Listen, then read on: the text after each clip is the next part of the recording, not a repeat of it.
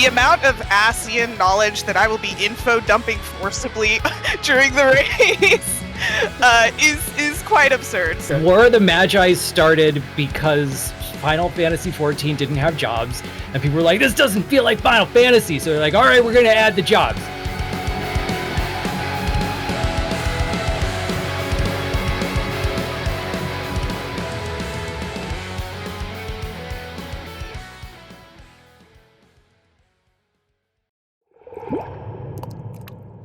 Welcome, everybody, to MogTalk. If you guys are unfamiliar with MogTalk, it's a show based around the Final Fantasy XIV community, discussing everything from Savage Raiding to Chocobo Racing. And today, we are bringing back story discussion so soon after our deep lore conversation on Occult Crescent, because I wanted to have a pre-patch show, and I feel like those are so much more fun than doing a post-patch show, because we can look at how wrong we were and how off base we are about the story.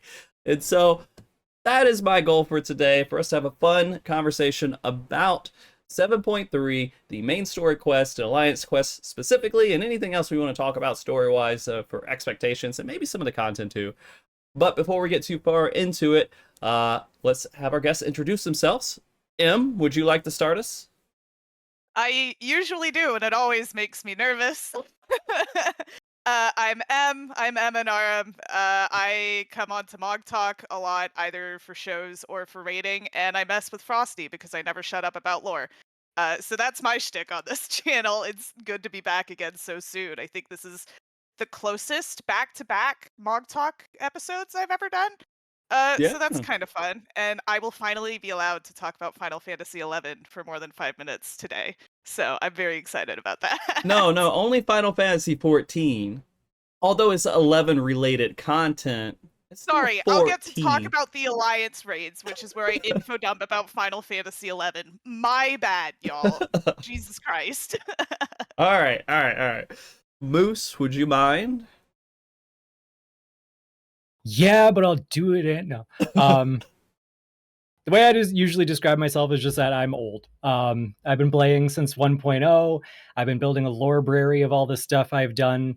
I've been trying to find people who like lore to talk about lore, because that's what makes me happy. And if you do that for long enough, apparently you accumulate enough information that people start asking you things and you actually can respond. And so, I don't know, I've just been keeping track of lore, talking about lore, edited a couple lore books, which was very honored to do. Mm-hmm. But mostly I'm just been here a while. That's really the crux of it. Old. Man, that's me too right now. I don't know. We have old, and then we have M, which we call young. Aw, thanks. So, older every year. Yeah, some of us are less older, okay? But yeah, no, I just noticed the names that I quickly threw together for the overlay are a little bit imbalanced now. So give me, I'm going to go ahead and just export this change so they realign themselves and I don't go insane. So 1 second. Boom. Okay, I feel better now. All right, guys. Today's a little bit weird. We were going to have Crow come on too from our previous lore show. But Crow is MIA. I think we'll find out. I'm sure Crow's fine and everything else. But we're gonna go forward with the show today with the three of us. And if Crow shows up, maybe we'll pull Crow in. But that just happens sometimes, you know. No worries. First thing I do want to discuss and talk about, though, is the thing that's on our mind from Thursday morning, which is the patch trailer. And now the fun thing with these patch trailers is they try to give you little tiny bits and pieces and things like that everywhere in it. But if you don't really know what to look for, like me, you might not know what those little bits and pieces are. And so I don't know if maybe M wants to actually start us off with a couple things that M noticed about the trailer. But that sounds great. The MSQ first. Yeah, let's do MSQ. What did you see in there about the MSQ? So the MSQ portions of the trailer were really, really dialogue heavy and snippets of cutscenes, which means they are intentionally trying to mislead us. They do that with every single patch trailer. But a lot of the dialogue specifically kind of hints at the fact that we're going to have questions answered this patch. Again, to be expected, we know this is like the conclusion to the epilogue of the Dawn Trail story before they start gearing up for the next expansion, which is wild to think that we're halfway through kind of the patch cycle already.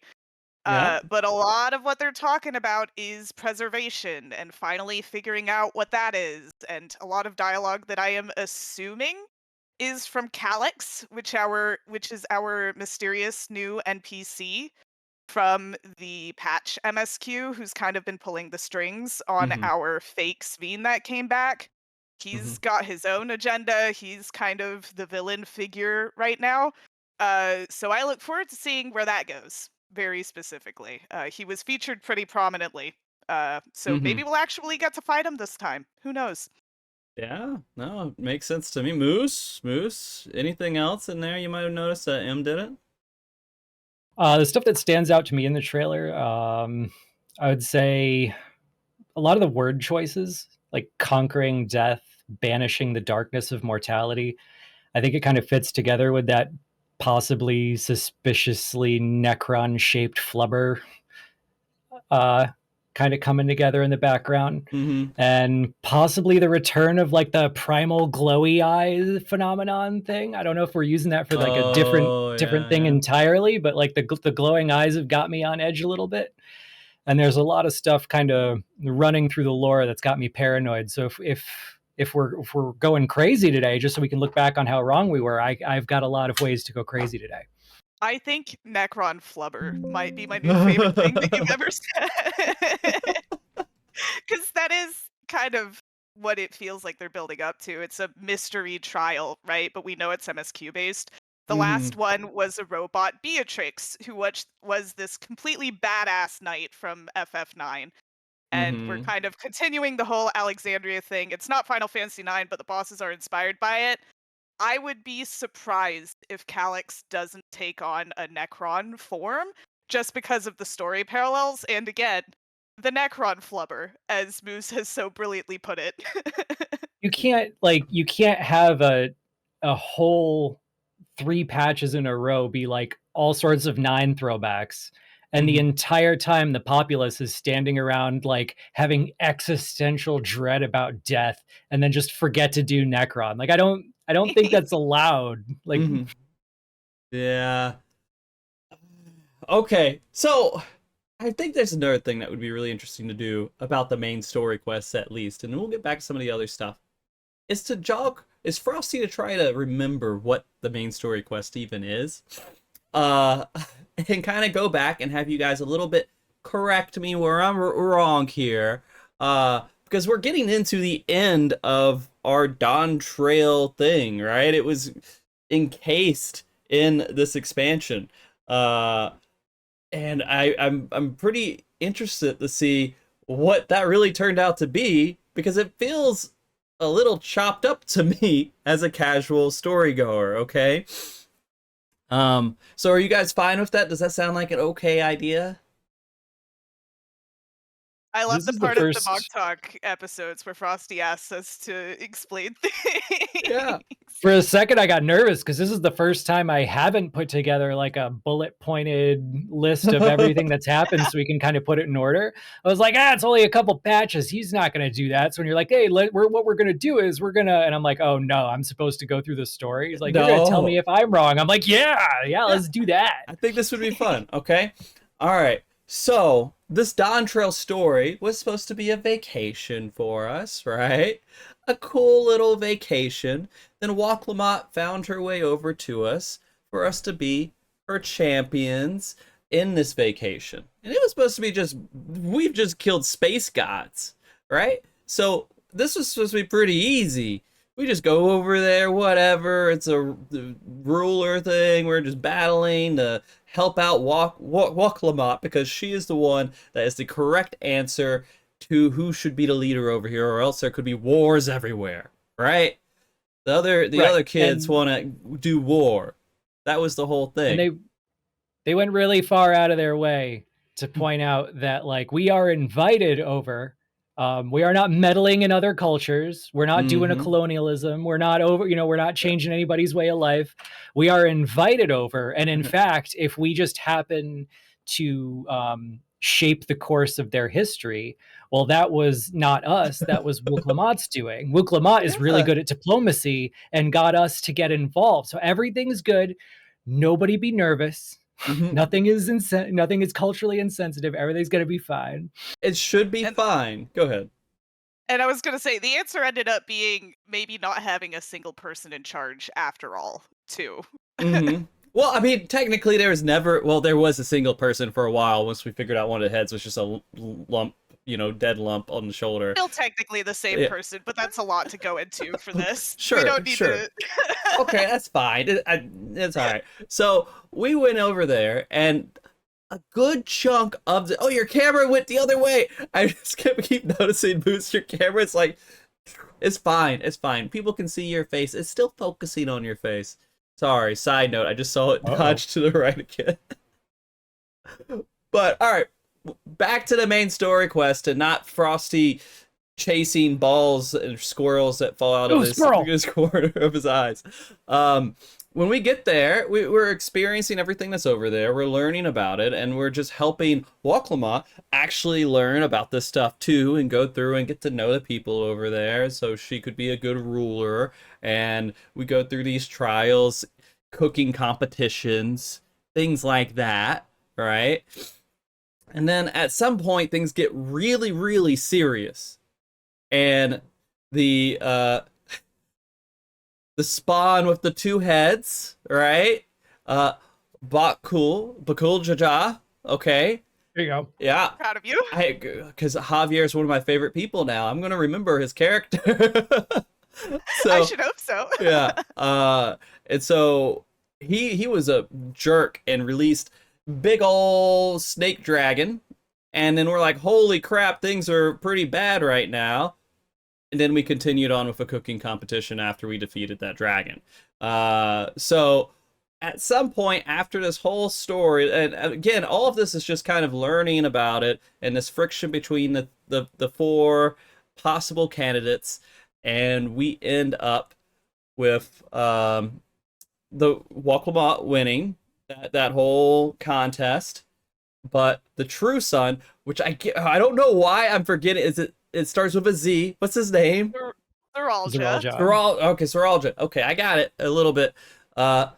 He's mad, and he just kind of steals this hourglass and opens up some cave that leads to a golden city, and then goes on a super crazy Final Fantasy IX adventure, and then teleports that whole thing somehow into our world with 30 years of time passed in his perception and everyone else's perception that he's around at that point. Actually, wait, no, he goes there, and then he comes back, and then the time bubble happens, and 30 years for when that time bubble started when they got here. Something like that, right? Okay.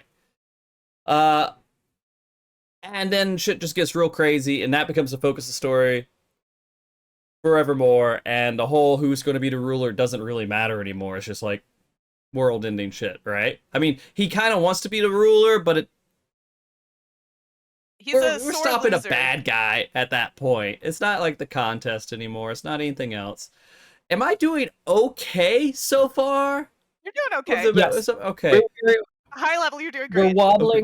We're wobbling a little bit, but not enough for it to matter in terms of like the core rundown we're going to. I'm actually surprised that you skipped over both like the Gym Badge Jolly Rancher collection and the part where he showed up with a Halo weapon and killed his dad. But like I felt like those were big parts of the plot. But it was okay. They are going to factor into the story we're talking about today. So you go. Yeah. Okay. So Halo weapon kill his dad. Then we go through and we try to figure out what the hell is going on in this time bubble, and it becomes a whole crazy thing. And it's super neon space adventure, and we eventually take him out. And we take out Sphene as well, who was trying to go and went to their their computerized heaven, and basically said, hey, this computerized heaven shouldn't exist anymore. You guys should just stop existing because this isn't really existing, I'm guessing. And that becomes the plot of story. And now we completely killed a cool looking zone so we could do the right thing. I will clarify Sure. one point. Okay. We didn't say you should stop existing. Every character we met there said we should stop existing so that no one accused them of in-game genocide again. Okay. Yeah. So, okay, fair point. This It was very important that everybody volunteered for being shut off. It's okay. also very important to note that through the context of like Dawn Trail in its entirety, an important part of the whole idea of being alive is having a soul. Mhm. If you're just a memory, you don't have a soul. So they've like clearly defined what it means to be alive at this point. They're like, sorry, there's a fly in my room and I I can't get thought you rid were of trying to it. draw a triangle No, or something. Okay. no. And we're back to Maha. Yeah. No. Because it came up in our last episode that we did, like the definition of life, and the endless don't fit into it, and we kind of have a line in the sand drawn here. So we're like, yeah, we're gonna shut down this database that perpetuates the memory of a person because they're already gone. Mhm. I actually I got a little hung up on that my first time through because I thought I understood it, and then it just felt like there were a couple of thematic contradictions that kind of stuck in my head, right? Like, Mhm. I think the core of it is that they understand that like AI recreations living out what people would have done is not life. Like, it's not life as they would have conceived it when they were alive. I think that the scene where like the food doesn't taste like anything, like it's a flavorless recreation of the actual thing. Like, I thought that was supposed to be the metaphor, right? That when we are seeing the endless, we're seeing a flavorless recreation of life. That it's not worth destroying all life in the universe to sustain this flavorless recreation. Mm. But Yeah, at the same and time, oh, go ahead. I was gonna say it's meant to be uncomfortable. Like that is like the Yeah, emotional state that you have to be put in there, and like you experience the game, and this is the beautiful of part of video games as a medium is you're experiencing this thing, but like you also have to grapple with your own emotions of the actions that you were doing. And the story may be linear, but like the way you experience it is going to be different. So you're supposed to kind of sit there and ponder like what it means to be alive for you, Mhm. and just keep going with it. Yeah. Okay. And that's and I go ahead. I actually had that that same reaction. Like, it's supposed to be uncomfortable, especially when I saw like a lot of people who were saying like, "Hey, I'd really like living memory to go back to the way it was. I'd like the option to turn all the lights back on. I kind of miss how it was." And it was like, that's the point. It's hitting just like it should, isn't it? You lost something, didn't you? Yeah. Um, And the just part I got go ahead. good. Oh, No. the part I got hung Mhm. up on though was like the fact that all the characters, they express this like happiness that they were able to do things that they didn't get to do in life. And it's like, oh, I learned these things, I had these experiences. And it's like, well, if you're learning things and changing and having experiences, like, aren't you alive-ish? Like, don't you experience yourself as existing? You don't want to sustain that at all? Like, I that's where I started getting a little uncomfortable. Was they were, for people who were happy to accomplish things in death that they couldn't do in life, it felt very weird to me that they were like, yeah, but turn me off though, we're good. Mm. And that goes back to like a key part of it is when people die wearing the regulators, others can just have their memories of that person entirely erased. They're simply Mhm. gone from existing despite the fact that they live on as an endless. Your perception of life, like if you're in that situation yourself, it changes completely. So it also begs the question of, are they still even the same person if a memory state has been altered? And that's why like the patch MSQ has been so interesting because it's the exact thing that Sphene has to grapple with now that she's been brought back as a person and not just an emulation of a memory. Because she doesn't remember being that person. She is the person she was before, having a completely different life experience and can't even fathom that there was a version of her that was just memories that was being pushed to do these awful things. It almost does not feel like they are the same character because they're not really. So Well, again, yeah. uncomfortable life questions that we just have to go, all right, that's what's happening, and kind of keep going. Yeah. And I do want to And I remind think about that kind of stuff. Oh, God. No, I was just going to quickly remind Remind everybody me. that this show, for people who are watching right now, is at a dumb level of understanding of the story. And that's just because it's me, all right? And that's what and I like to learn and talk to people who know what they're talking about to correct me, all right? But so if you're like, "Oh, Frosty, you should know all this shit." Nah. I'll learn it. I'll learn it. But I like to go through this and kind of re-jog my memory and kind of get back into place so I can appreciate the stuff that I see going forward. But not a lot of stuff stays retained in my head for this stuff. There's also a version of this conversation where Moose and I just sit and discuss it like we're academics with Mhm. PhDs, and Yeah. Frosty just goes, "I don't understand any of these words." And I've done plenty of those shows too. You know, and that's completely fine. I do my best to keep up with it. But I do want to make this kind of a revitalization of our understanding of the story too, to get us to where we are and to be excited for what's going on. Whether you know a lot about the story and lore, or whether you've done it once and you want to kind of remember it before going into it. And I feel like this is a good way to do it. But anyways, I interrupted you, Moose.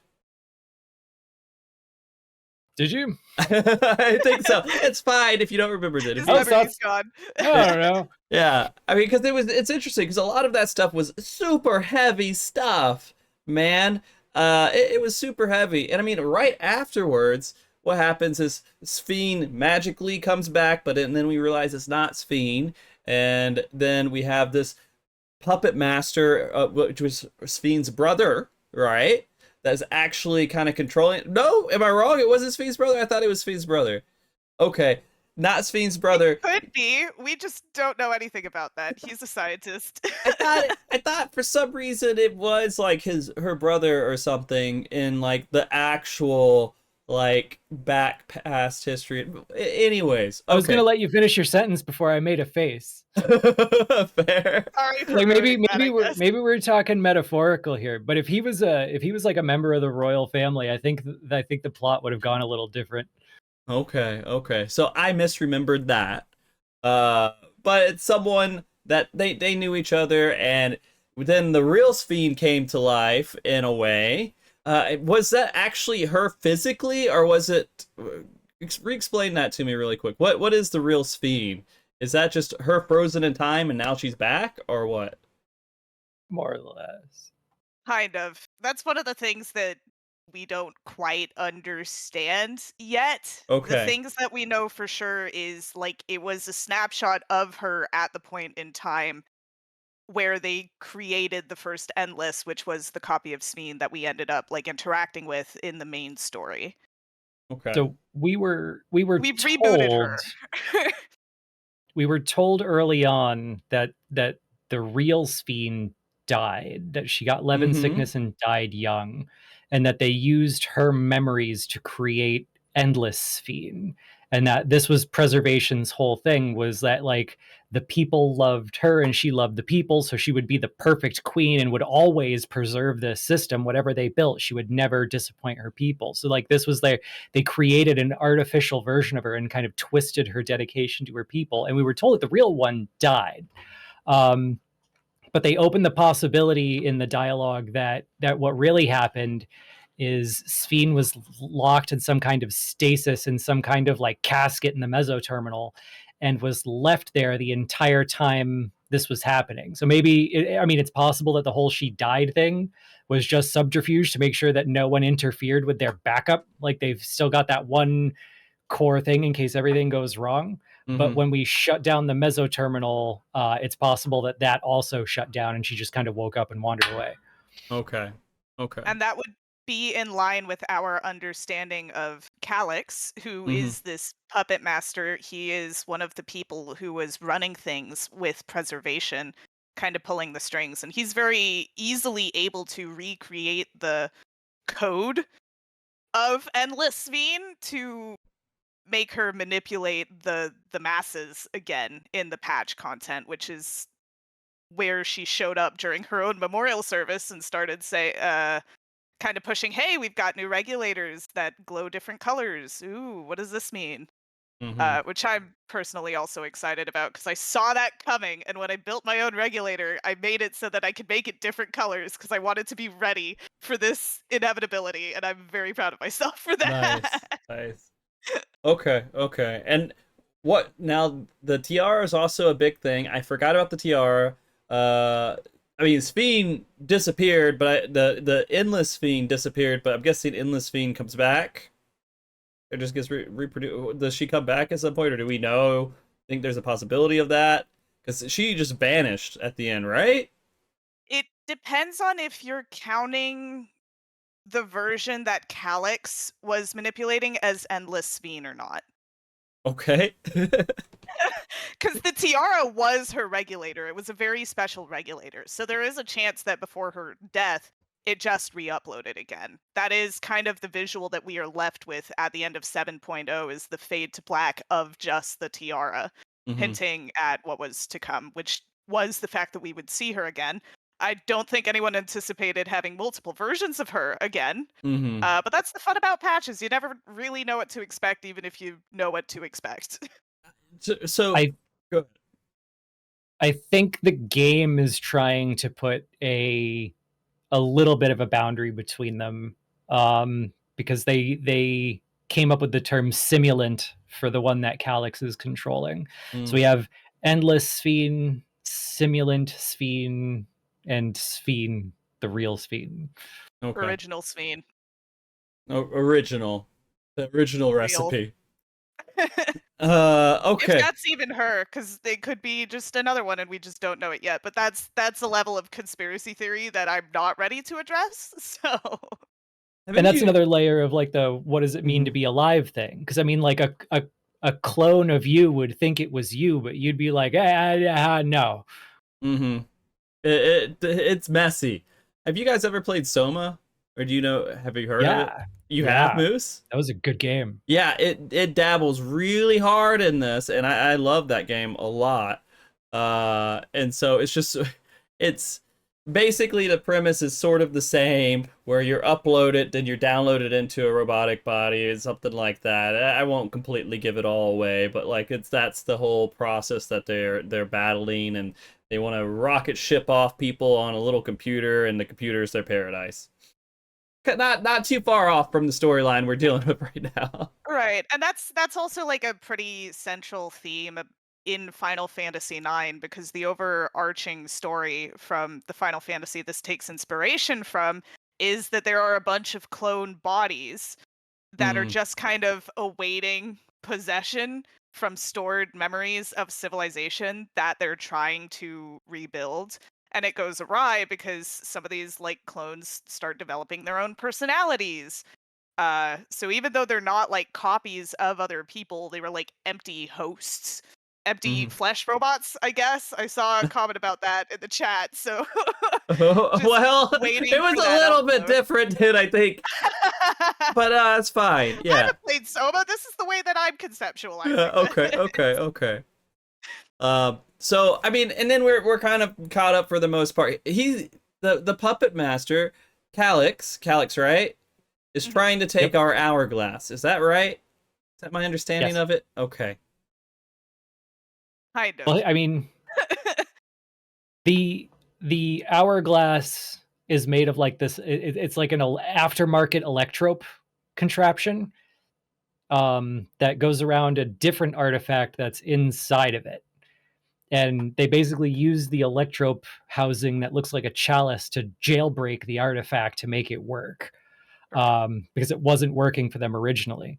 And so he wants that back so that he can open the doors to keep draining the shards of ether so that he can run the endless, because the endless, like the 5,000 chosen endless are going to be the first of the new humanity, allegedly.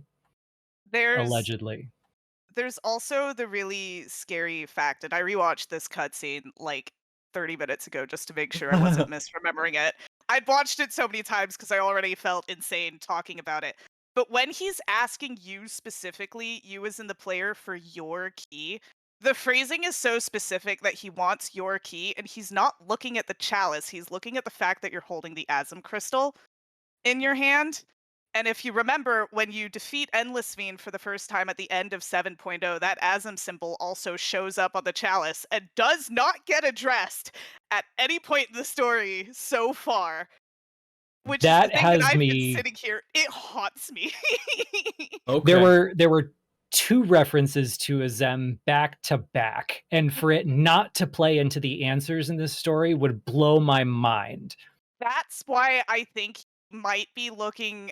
Yes, he wants the chalice, the Dawn key, as they kind of refer to it. It's incredibly powerful. You can bridge shards with it. Anybody who wants power or has ambition in any sort would want that. But the fact that he's looking at your Asm crystal as if he might know what it is or understand how it works, the link to that and the chalice, I am hoping that we start getting answers to that this patch, maybe leading up to the patch content up to 8.0. Because that's one of the really big things, is figuring out what he wants with preservation and what preservation has to do with you specifically. Because Yoshi P also I mentioned, hey, the player's going to be a little bit more important this time around, and I'm like, oh, Calyx is going to put us in a little science box and do experiments to get that stone. Okay, okay.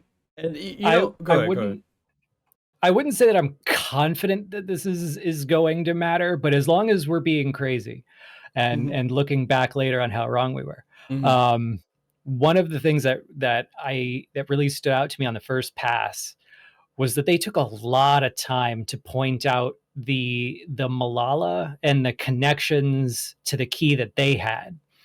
So remember, in order to make the interdimensional stuff work, preservation had to jailbreak the artifact, and that artifact was brought to their dimension by the Malala.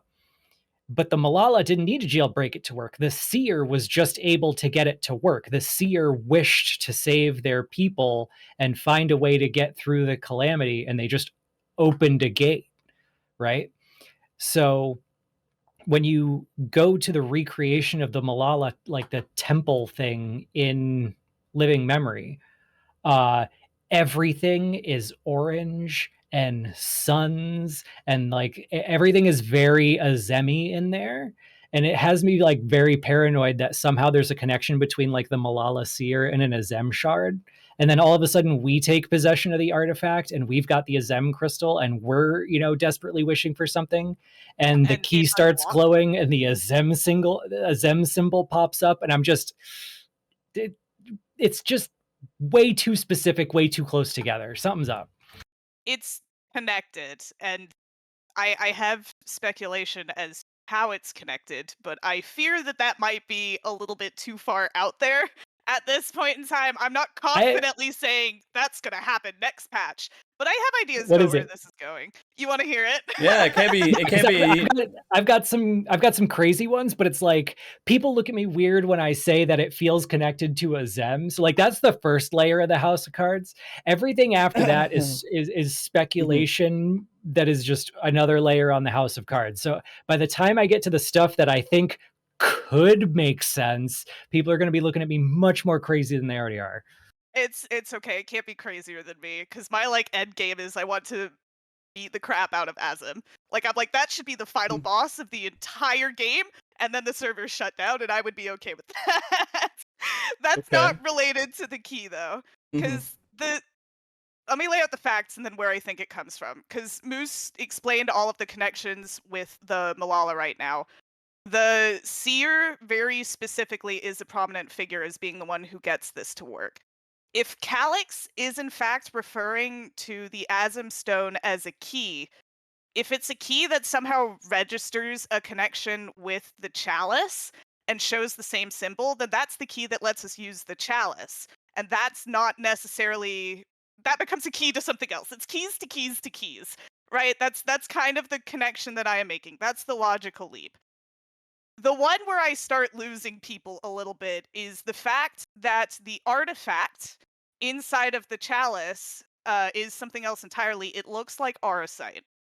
And Arasite's big thing, the only like through line connection between all of the different types of Arasite is it's connected to identifying souls. It's all of the like, we're gonna put a soul in here, we're gonna trap a soul in here, we're gonna use this to unleash a soul. We see that with Athena and Pandemonium.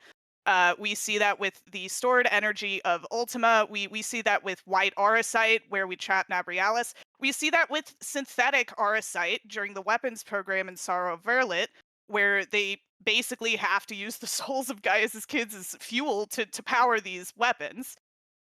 It's not inconceivable that it's soul locked.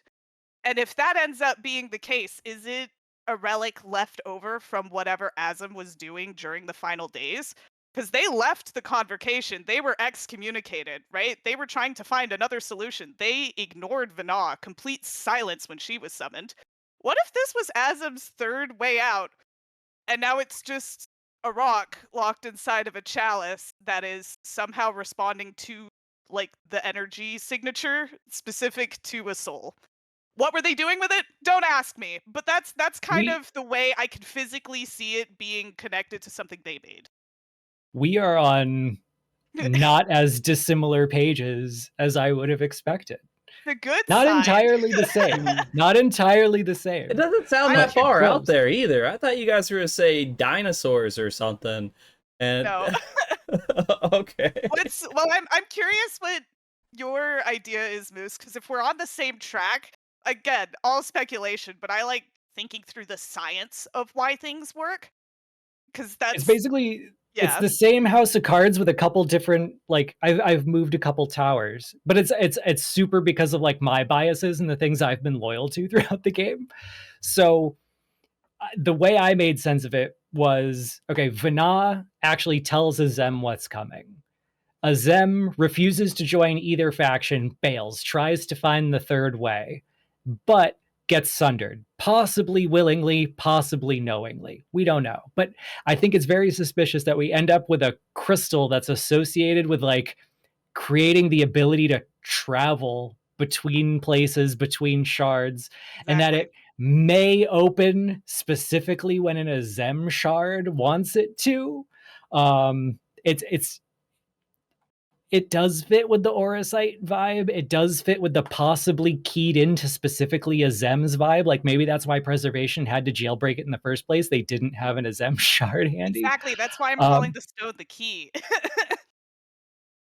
And I again, like it does. It feels a little like they could pull the word Auracite out, which I mean, like, does that mean we get to connect it to the Ultima Prime theory? I don't know, but for an extra little craziness, I will point out that the artifact itself, not the aftermarket housing, but the crystal itself has a delightful little twirl to it, a little spiral, if you will, that would be familiar to anyone who has looked at anything in Amarad.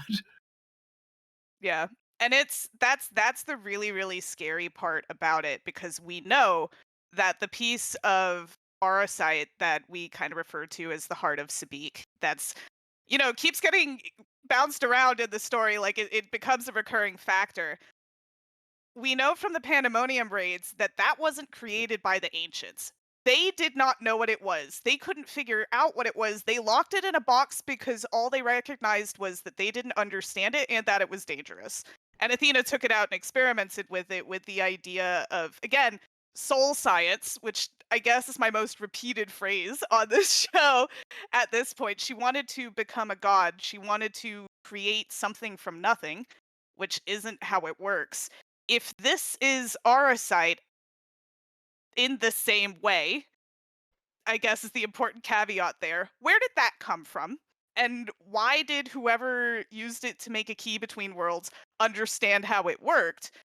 And if it's something that was created by Azim or any other entity, that wasn't like the aliens that set the heart of Sabik, or however we want to phrase that, because we simply don't know anything, the question mark is scary. How did they know how to make it? I don't have answers. I'm just posing these. No, that's a good question. Good questions to think on and chew on. The thing that stands out to me is that when you finish Pandemonium, it creates this little window where you can like go back and talk to the NPCs again. And You don't have to.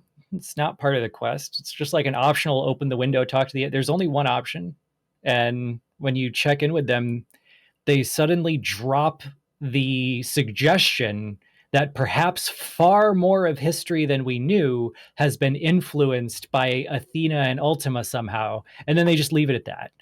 And I just like sat there and stared at it for a few minutes, like, why would you do that? Why would you put that there? Why would you tell me that? And it's like, what could be added to this window later? But it's had me so paranoid ever since. Because like Em said, like the aura site that the ancients came upon, like Athena, despite being one of the smarter and more ambitious ancients that we know of, I mean, she took a while to convert the aura site idea into the heart of Sabik idea, like the actual heart of Sabik. Like this was not something she understood.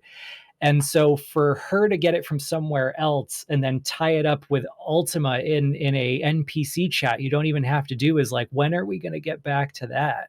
I don't know if it's going to be anytime soon, but it's just got me very paranoid.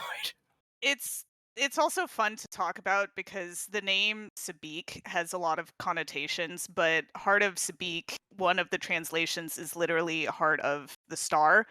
A star by the name of Sabik is a part of the Ophiuchus constellation. Hi, I know a lot of things about the stars. Which is the constellation that is on Elidibus's convocation crystal. So there is Right. kind of an aspect of like it wouldn't be unheard of for the idea of these convocation crystals housing memories, housing pieces of souls to also kind of have been inspired by the idea of Aurosite. And at first, like I think it all just went back to Zodiark, right? Like we knew that Zodiark and Elidibus were connected. We knew that Elidibus, the 13th constellation, all that kind of stuff were connected. So to name it Sabik made sense. And I think they kind of invoked the same thing when you had Unakalhai or Anakalhai or however you want to pronounce it. That's another Nikolai, star in the same kind of system, right? In the thing held by the serpent in that constellation. So I think they were like deliberately trying to connect everything to Zodiark at the time through the 13th constellation. But now that you've done that, the gate is open to connect it to anything that could extend to. yeah. A lot of this is also just, hey, it's fun that they named a bunch of things in this game after a very specific constellation. It's Right. worth noting it's also the largest constellation of the 14 that make up like the convocation associated ones. So it could also just be like if we're naming things after stars, what's the biggest constellation we already have in game, and just kind of going down the list. Oh my gosh, dude. All right, so I'm like at 85%. I think I'm at 85%, which is pretty good. For at least understanding the things that you were saying. Okay. So I feel pretty good about that. But I mean, it's so much. This whole like part of the main story quest became so intense. They even have topics like this and everything else. And again, we were just going to help somebody out and have some fun on a fun little beach adventure. So you know, this was a kind of a weird thing. What if we said, sorry, I know I'm redirecting us from this really intense, in-depth theory crafting with the story, but what if we just said, no, Walklabot, go deal with your own crap? She would have lost, right? Because we're basically godly beings in some sense, right? And I'm guessing one of her brothers would have won. And likely the one that, you know, starts with a Z. And they would have started war with us. Is that likely what would have happened? Probably. Yeah. All right, hold on. Let me run it down in my head. Like, all right, we don't help Wuklamot, so Yeah. Wuklamot never learns how to trust in herself, right? She never learns how to stop overcompensating for insecurities, so she probably loses. Without the experiences with Urianger and Thancred and Wuklamot and us and everything that else that happens, Kona never learns to kind of value the perspectives of others and kind of realize that his way isn't the only way and to actually start listening to people. So he probably loses. I can't imagine Buckle Jaja was ever going to outsmart Zeralja. Mm-hmm. So Zeralja wins. He claims the key. How much of the Alexandria stuff plays out the same because he has the key? But yeah, right. Does it even? So that's my big question is the war. Like Zeralja wants to start a war, but does he come in like super weak and get his ass kicked because he has severely underestimated the wars that we've been fighting over here for a while? Or does he somehow still tap into the Alexandrian shit and just fucking cyberpunk wipe us out continent to continent, right? Like, So here's my feeling on that, because a large part of the reason that Zeralja gets really, really angry and goes to Alexandria in the first place is because he feels snubbed. And he kind of has to deal with those emotions over that 30-something year period in the time bubble when he has his own son and snubs his own son and realizes that he was kind of a crap father towards the end of it. It forces him to reevaluate his own relationship with Galuljaja. So if Zeralja had won fairly, I don't think Galuljaja would have been murdered by Zeralja. Yeah. He probably would have been disappointed, but still tried to be a supportive, caring father because that's what he was to all of his children. And like Bakuljaja was the claimant that wasn't his child, and he still let Bakuljaja like join because he grew up in Mamuk with the pressure of being like the two-head blessed child, and he recognizes the kind of pressure that they were put under. There is a world where Zeralja got what he was supposed to get out of these trials as a claimant to actually learn about himself, because that was the goal of this. Instead of being fixated on how all of the other candidates were doing better than him after the first two trials, maybe he would have actually taken the time to learn the things he was supposed to. Of course, his end objective was still like conquering and war and everything, but it was originally with a focus of, hey, Tuliolal is my place and I want to kind of focus on my place. If he couldn't have it, he was going to rule over the ashes. And that's why he went to Alexandria and built that army in the first place. Mm-hmm. So maybe not still a happy ending, but I don't think he would have murdered his father, at least. That would have been good. You know, roll out patricide. I feel like his entire character can be summed up as that he doesn't feel like he can live up. Like he's supposed to be his father's successor. He's supposed to be the next big thing, right? Mm-hmm. Except, you know, he's not a super special blessed sibling. He didn't found a country. He didn't have an impossible child. Like he put himself under all of this pressure to live up to, what am I? Who am I other than that guy's kid who's not going to be as cool as that guy? Like that's the only, like he resigned himself to only ever being that thing.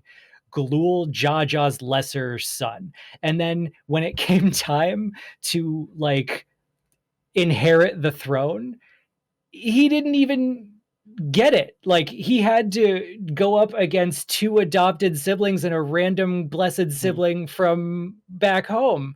And it was like he couldn't even, you know, be seen as worthy of just inheriting the throne. He wasn't even good enough for that. So like he had to prove himself on every level that he was good enough to be his father's successor. And I think he just like crushed himself under his own pressure.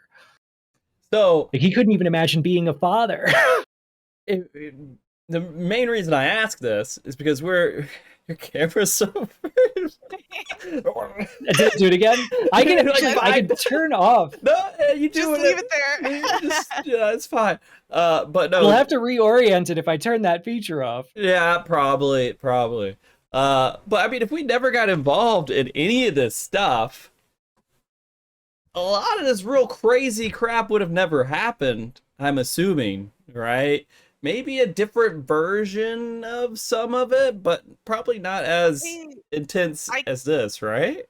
I could see a reality where, because part of getting the donkey was, like, Galul Jaja explained it, like, "Hey, you found the City of Gold. You can't get into it yet because I still haven't given you this thing, which is kind of the prize. Let's go get everything sorted, and then I will explain everything." And then the next morning we walk up and Zeralja has killed him. Mm. So if this was a place where Zeralja had won and gotten the key and didn't kill his dad, he may have gotten an explanation of, hey, this is what it is. These are the dangers that are associated with it. I don't think he would have blindly rushed in and made some sort of contract because he wasn't an idiot. He had a one-track mind, but he was still a very, very smart guy. Mhm. There is probably a reality where he's like, well, I finished my conquering here. Let me go conquer another shard. I don't think that would have worked out super well for him if he Mhm. had done that, but he would have at least understood a little bit more about what was happening. Okay. All I'm right. just still stuck back on, like, does he take his time and invade us proper, or does he just arrogantly because I think either way he would feel like he had to live up to his father founding an empire, right? Like, he had to build a Mhm. bigger empire. But, like, do we win, or does he kill me with the Halo energy sword? That's where I'm going to be the whole time. It's Uh, I wonder, this is like a complete sidetrack, but since we were talking about the R side earlier, it's kind of similar to the character progression that Gaius had, where he's like, yeah, I'm gonna invade. This will go great. Some of my superiors are gone. I guess I'll just keep doing what I was doing prior to the calamity. mhm. And he got knocked down to size, realized that that was a super bad idea, had kids of his own, watched them die horrible deaths, and now he's kind of just chilling. He's doing all right. He's doing a rebuilding effort. He's doing all right. I don't know. I feel like if at any point we had introduced Gaius to Zeralja and he goes, listen, I know what it's like to have kids that are upset. I'm sorry that you're also a disappointing father. We should start a club. That might have gone over a little bit better. Can invite La Brea. No, it's this super awful dad's club of Final Oh, Fantasy 14. I love jeez. Go ahead. I love that perspective on the summary of, like, Gaius's history, just summing up the entire attempt to take Eorzea as, I'm a genius. Oh no. You foiled my plans. It's like a Team Rocket, like, kicking him off into, like, a little blip, and then he Yeah. shows up next expansion again still. I just love the visual of, like, them sitting down in a room, like, it's some sort of meeting on, like, wooden chairs and being like, "So Yeah. where did you fuck up as a father? You too, huh?" Shitty Fathers Anonymous. Yeah. I will never get over seeing the concept art for the first time, and, like, because when you look at the art of, like, what La Habrea looked like when they finally revealed his face, and you look at kind of the same art of Gaius, and then you try to imagine, like, going back to 2.0 and imagining, like, La Habrea and Gaius together, and knowing that they are both going to be, like, nearly identical dilfs in, like, 10 years. I wonder how much of that also impacted Thancred, like, struggling with fatherhood on the first with Reed. And he goes, well, what's the most recent example I had of a father? And it's just La Brea in his head being like, you should get a bagel. And he goes, no, no, I should not. Is Final Fantasy really just like fucked up Really bad, Dad. fathers? Fucked up fathers 14. That's what it seems like. Oh, I never really thought about that. All right, well, it was just interesting to think about because I feel like this real crazy crap and now like world-ending stuff would have been maybe not as there if we would have just not gone on a vacation. That's the Warrior of Light's thing. There's a Yeah. problem, and we push that problem to a higher recursive level, because then it's more fun. Mm-hmm. Yeah. Yeah. Yeah. You know what? And it really does go all back to Asim, right? Probably all of this started. That thing wouldn't, in the theory that has been produced on the show, wouldn't have happened if he didn't create that crystal. Or that key. If we keep talking about my thoughts on Azim, this is gonna stop being about Dawn Trail and start being about my ideas about 12.0. 12 points. That's where we would fork. Because like Prob- you said you wanted to fight a Zem, right? yes. All I That also really partially might be me having bloodlust and wanting the most challenging fight to be against yourself, because I think that would be the most Final Fantasy thing. I also I love have how more reasons for it that I'll share with you later. But 2 seconds ago I was like, we make problems worse, so they'll be more fun to fight. Xenos was right about us, and now you're sitting here like, you know who would be the best opponent though? I'm gonna fight myself. there you go. Yeah. Xenos could never. All all I want from a Zem is I want like a shade of a Zem, a memory of a Zem, a ghost of a Zem, to just kind of look over and do that meme, like the proud nod, like he's glad I'm my own person. He's glad I've done what I've done with my life, but we're not the same. He's glad I'm my own person. I just want that little. Mhm. Message you later. We can't do this right now. Okay. Well, I appreciate you saying a Zim so many times, so I don't say a Zim. So thank you for that. This is actually pretty neat stuff with the story and everything else that's going on. I mean, again, it was just such a weird start on the expansion, and it got into some real crazy stuff that I personally like. I know not everybody was on the same page with that, but I do like kind of what they're adventuring into because I'm a fan of that topic and what makes us us in existence and everything else. Those are always fun to dick around with, you know. So I see we have a lot of possibilities going into the main story quest. And is there anything else we didn't mention here from the trailer though? An hour ago, this is how we started the conversation. From the trailer in regards to the main story quest that we haven't talked about yet. I mean, we kind of talked about Zeralja's son, Mm-hmm. whom I love when the community affectionately refers to him as President Baby, I mean, yeah. because it's adorable.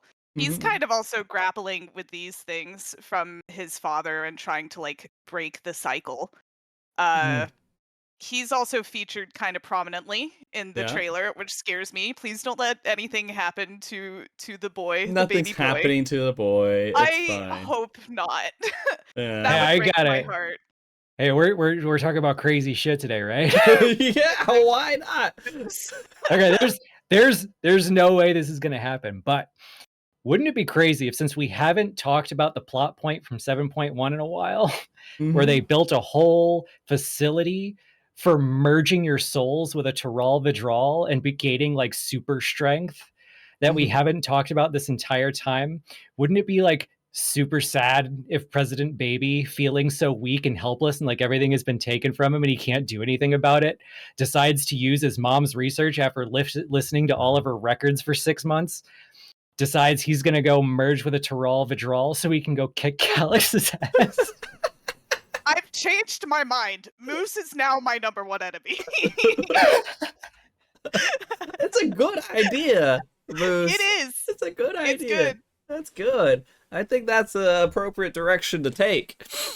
It's also one of those things where they haven't really been addressing it in the MSQ, because the whole premise of like the Arcadian raids is you're fighting all of these people merging with like souls of beasts so Uh-huh. that you can get rid of the storage of all of these souls. That's kind of like the premise you agreed upon to fight here too. I'm Mhm. wondering if that's something they set up to like do in the raids, or if not, if we're going to see it comparable in the MSQ, because we did get a feral soul in one of the MSQ dungeons in 7.02. I had also forgotten about that because I was like, yeah, we're merging souls with beasts. This is more of the things that we are already talking about. I kind of moved past the fact that it was Tyrol Vidral that they were trying to do. Like, is it going to take more humans to do one thing? Scary stuff. Scary stuff. I have another horrendous thought along the Sure. same lines, Yeah. because the trailer opens with a cinematic of Meteor, our Warrior of Light, stand in a purple circle that starts expanding and glowing Mhm. and doing all of this other glyph stuff.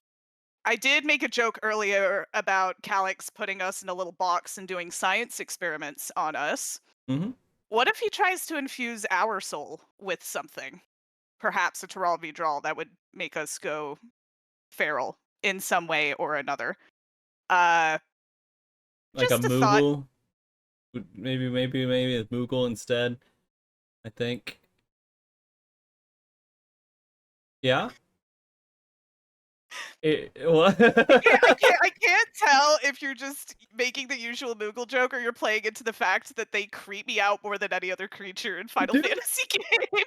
Yes! Did you You not know raided this? with me for like I did. Yes. so long with a giant Moogle on my head. And I was Dude, I was in the other healer's party. I thought you knew this, I swear. Oh no. Anyway, I feel like it's something related to what Calyx is doing. It Uh-huh. only just crossed my mind that because we've been pretty dead set on we won't wear a regulator, we won't try to do any of these backups, we won't Mhm. merge our soul with something else.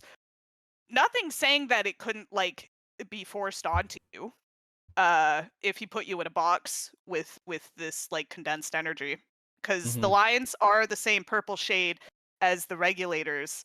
The new ones, that purple like control thing could be Okay. connected because it's still a purple ring.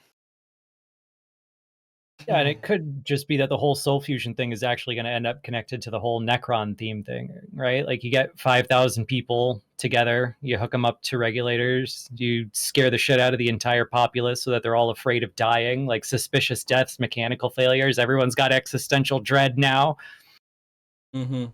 You activate the regulator, baby. Yep. Oh my If it's goodness. not Necron, I'm gonna be very upset now because I was like, oh, I thought I was alone in this. The fact that you said it makes me feel better about that idea. Even if it's not Necron, it's still a suspiciously Necron-shaped flubber. Clever. Okay. So, I guess now wouldn't be a bad time to visit some Alliance stuff. If Moose is going to sit here and enjoy the conversation on the side, right, Moose? I am experiencing the 11 raid as the gods intended. Which is to say that I don't remember much about my time in 11, so I'm just gonna like look at the Alliance raid with no memory and go, yeah, this takes me back. Uh-huh. So no, I didn't study at all because I knew M was ready to like pop off. Okay. Well, we'll do a very. I'll do this again from my memory of the Alliance raid because I did Mhm. it last night. So, well, I did the raid before, like a couple weeks ago. Em went with me, and then I finished up the story quest last night. Okay, so I'm a little bit more in tune, I think, with this one. And it's the fact that a character from 11 starts with P. Prisha. Prish. Prish. Okay, Prish came up with some I like pretty Prisha though. Prisha. Sorry, with two huge fists, right? Really cool stuff, and thought we were demon of some sort, Volta or something of that nature. Is that the right word? I'm just gonna let you keep going. Okay, yeah. So like demon like things. She was kind of like brainwashed with this stuff and wanted to fight us, and then a version of you know, Gajul Jaja, is that right? Gajul Jaja, his younger prime self. Listen, I just found out I've been saying Zalart wrong for like 30 years. You say whatever you want, however you want. It's Galul Jaja. Galul It's Jaja, okay. yeah. All right, was there the one that we fought in one of the trials, and we were like, what the hell's going on? This doesn't make any sense. And then we had this wanderer who came along, and we found him first. And apparently, they know each other. Prish and the wanderer know each other, Kind of. but the wanderer doesn't remember much about himself or anything else. And then they disappear into a teleport thing, which turns out to be going towards Juno. Is that right? What was the You're in Juno. You're in Juno when we start the Alliance raid. Is Yes. that right? Okay. That's correct. You're in Lower Juno. It's literally the entrance to the city you Okay. start in, and you go down the street of Lower Juno. Okay. And so we go in Lower Juno and we fight Prish, and then Bakul Jaja is with us the entire time, right? And then eventually we beat Prish, and then he carries Prish throughout the raid, and we just fight these out of nowhere bosses the Archangels, who were the original of the races in 11, right? Yeah. There you go. Haha, Yeah. Oh, you remember? I'm so proud of you. Well, I talked to the NPC last night too, the one that had all the little different bullet point things. And then we went forward. We fought a dragon before the Archangel. We fought Fafnir. And then we went on to fight the Archangels, and then we went on to fight the Shadow Lord. Okay, and the Shadow Lord is just angry, the rage, destroy everything kind of person that knows no bounds in their endless rage, right? Okay, and then after we do that, we get the Juno, and then we're like, hey, this is a little weird. There's some shadowy people around. And we talked to some of the people there, and they're like, hey, this is weird. Things are blocked off. Things aren't right. Things are abnormal in this situation. And Prish is back to normal, remembers us, isn't being clouded in their memory, doesn't think we're evil demons, whatever it is. And we have that conversation go back and forth. The Wanderer and Prish kind of know each other. Prish doesn't know the Wanderer too well, but the Wanderer turns out to be like some hero from like 20 years ago in the Crystal War or something like that. Maybe. I don't know. And then we move forward. You guys are just having fun sitting through. You're doing really good. This is me being very, very excited that my friend is like enjoying this. I'm trying my best. Okay. You're doing great. Keep going. Then we talk to everybody. We remember they don't really know what's going on either. And then eventually, ZJ, his buddy that he killed before going into the Golden City, is not dead. Instead, I guess he tripped into some interdimensional thing and ended up in 11, and then absorbed all their world, and now wants to recreate all of that stuff just like Emmett Selk did, but with electrobe squares. Because his magic is so powerful combined with the electrobe square. And so he tells everybody, hey, I'm going to fucking take over the world by bringing Final Fantasy 11 into Final Fantasy 14. Basically. And he disappears, and we're going to fight him again at some point. And that was the gist of it, right? You did good. Okay.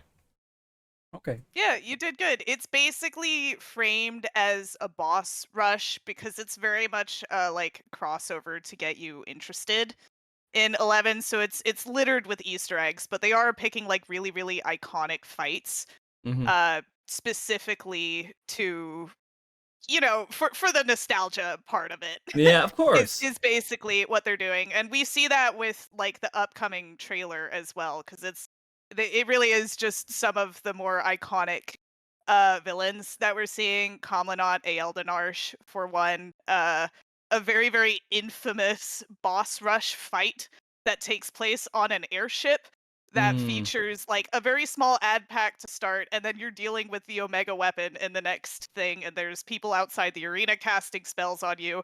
I imagine that that's going to be like a graveyard at the start of it. What's the hey, here's something for Moose. Which Alliance raid from the Void Arc series is the one where you start on an airship that everybody usually eats shit on? That's the one where you're like flying to Dunscott. It's the third one. Yes, yeah. I imagine it's going to be like that. Okay. This was one of the penultimate fights in the Chains of Promathia expansion, leading up to. I still haven't seen my favorite character, but we'll get there eventually. But the story aspect of it is really that Zerilja is recreating these enemies and these places because he looked into the abyss between shards and saw the Walk of Echoes, which is a place in FF11 where realities go to die. So functionally, it serves kind of the same point as the spaces between shards. It's a very convenient excuse for him to be like, hey, let's summon things from FF11 without actually putting Vanadil inside of Eorzea, because that would be a little bit too complicated from a story perspective. So you're fighting a lot of these like creatures, people out of order from the story, but they are the iconic things from 11 that I Mhm. hope have been enticing people to like actually, wow, this is interesting. Let me go download the game. That might also just be my personal vendetta though. I mean, time is just tough. All right, and when I look at 11, I look at time, and that's the only thing that is making it difficult for me to do it. But I there's so much about Final Fantasy 11 that intrigues me about just job system, the rating, like everything else, the gearing system, like just really in stuff that entices old MMO players is in Final Fantasy 11. Um, and so I would love to get into it at some point, but it makes it pretty difficult when I'm already so far behind in 14. I'll catch back up at 14 at some point. The other things about this current alliance raid is that there are a lot of parallels to the story too, because Prish isn't a person, right? In a sense, right? We're battling that. That's the question, because it's kind of implied that specifically Prish and Alshal are not made of electrope, and that they're the only things that aren't made of electrope. Which begs the question, did Zerilja just pull them through? Did he pull other things through as well? How much of this is actually just a recreation of a vision versus the actual person? Or are we just being lied to about that as well? I mean, the disconnect between their two memories and everything else makes me think one of them is an electrope and one of them's not. It's that. There's also been a lot of speculation for good. I can see it. Of Alshal kind of being the stand-in for the FF11 player character, Yeah. which explains why he would recognize Prish versus her not recognizing him if her memory has kind of been screwed with a little as well. But the specifically mentioning being from 20 years prior during the Crystal War, that doesn't line up with the timeline of the Juno that we are currently in. 20 years prior during the Crystal War is something from that's literally the opening of the game is, hey, we're 20 years in the future from when this war happened. So is this a random soldier that's been plucked from the battlefield to serve as a stand-in from like a later expansion? Because we've mostly been doing earlier expansion content for the Alliance raids. Is he supposed to be a player stand-in, or is this like another enemy in disguise that is so cleverly hidden that even FF11 players don't know who it's going to turn into? Is it a stand-in for a summon that's been known to kind of like make pacts with people? One of those things. I could see it being a player character. I think it would be a weird choice to bring a player character in like that. Moose, I saw you grin. Do you have any thoughts on that, or are you just kind of chilling? No. Okay. No. Okay. It's just really, it's really interesting because I again, I don't play Final Fantasy 11, so the references are rough for me to be able to try to catch or anything else. Just on the side, they use slightly different names for the races that are very similar to the races in Final Fantasy 14. Yeah. And so you just have that toggle of names. They did that when we went to the first, right? I mean, it's a very familiar thing. I feel like a lot of stuff that's happening within this Alliance raid is very familiar to things that we have seen in the story already in some way or another. It doesn't, I don't know, it doesn't feel like a its own new story, right? It feels like just lots of elements of previous stories, in even ones that we're currently dealing with right now, combined together as good reason to bring in Final Fantasy 11 into the game. I would agree with that. I mean, I don't want to say I'm like a foremost expert, but like a large portion of the work that I do lore-wise right now for like real life events and the writing that I do is the inspirations that FF14 has taken from FF11. Because that's why you have like the base races from FF14. They were originally going to do them the exact same way that they did in FF11, which people pushed back on because if you played as Mithra, for example, you could only be playing as a girl. There were no male catboys. They only ever introduced one in the whole story, and he was incredibly popular, and then they never did it again. So they changed that because players were like, no, I want to be a catboy this time. Let me do that. And it's done really well in this game. Yeah, you see so many of them everywhere. You Yeah. can't escape. Mhm.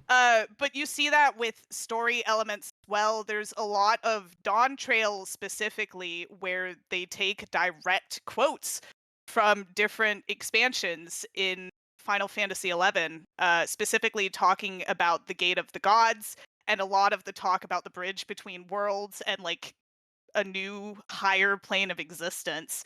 A lot of that comes from FF11 and from a very specific character who we see in the trailer for this next Alliance raid, Eldonarsh. Mhm. If they change the way that that name is pronounced in my head, I think that might break me, because Zilart also got me. I'm okay with it, I like it, but if Eldonarsh isn't pronounced Eldonarsh, I Mhm. don't know what I would do with myself. So do me the favor hmm of the these characters that you recognize that will possibly be bosses or involved in the story in some way. Tell hmm me who they are. Okay.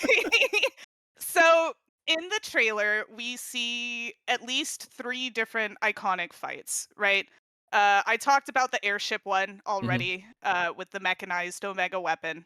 Mhm. That is basically what it is. There's not much there other than Is the there like fact that is story what it is. I behind that recognize it. character? Like, is there any meaning besides, hey, it's cool robot?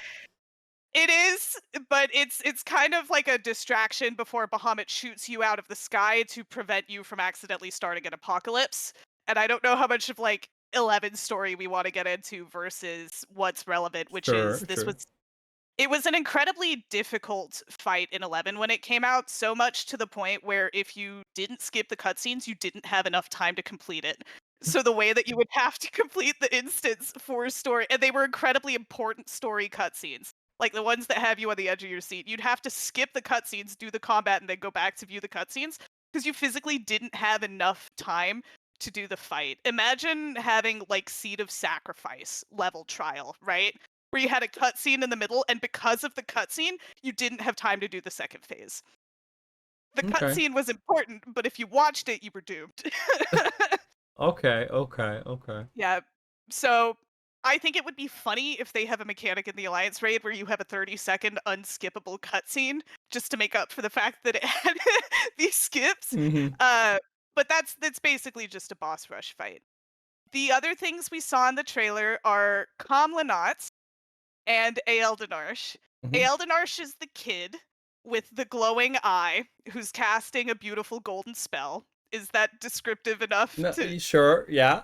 Yeah. Okay, I was assuming you watched the I did trailer. watch it, but there's it's just like boom, boom, boom, boom, boom, right? It's not like you Yeah. know, you see one thing and then it hmm sticks with you. Yeah. So his cast was cinematic. I don't know if we're actually going to be fighting him or if they grouped him in with his brother Comlanaut, who is the tall blonde one in the white armor with a ponytail. Okay. He's got red lines on his face. I'm trying to explain this It's as okay. simply It's as okay. Yeah. possible. Yeah. All I see is Moose cackling, and I can't tell if that's good or bad. Yeah. It's a combination of you're doing great and I'm remembering my journey through 11.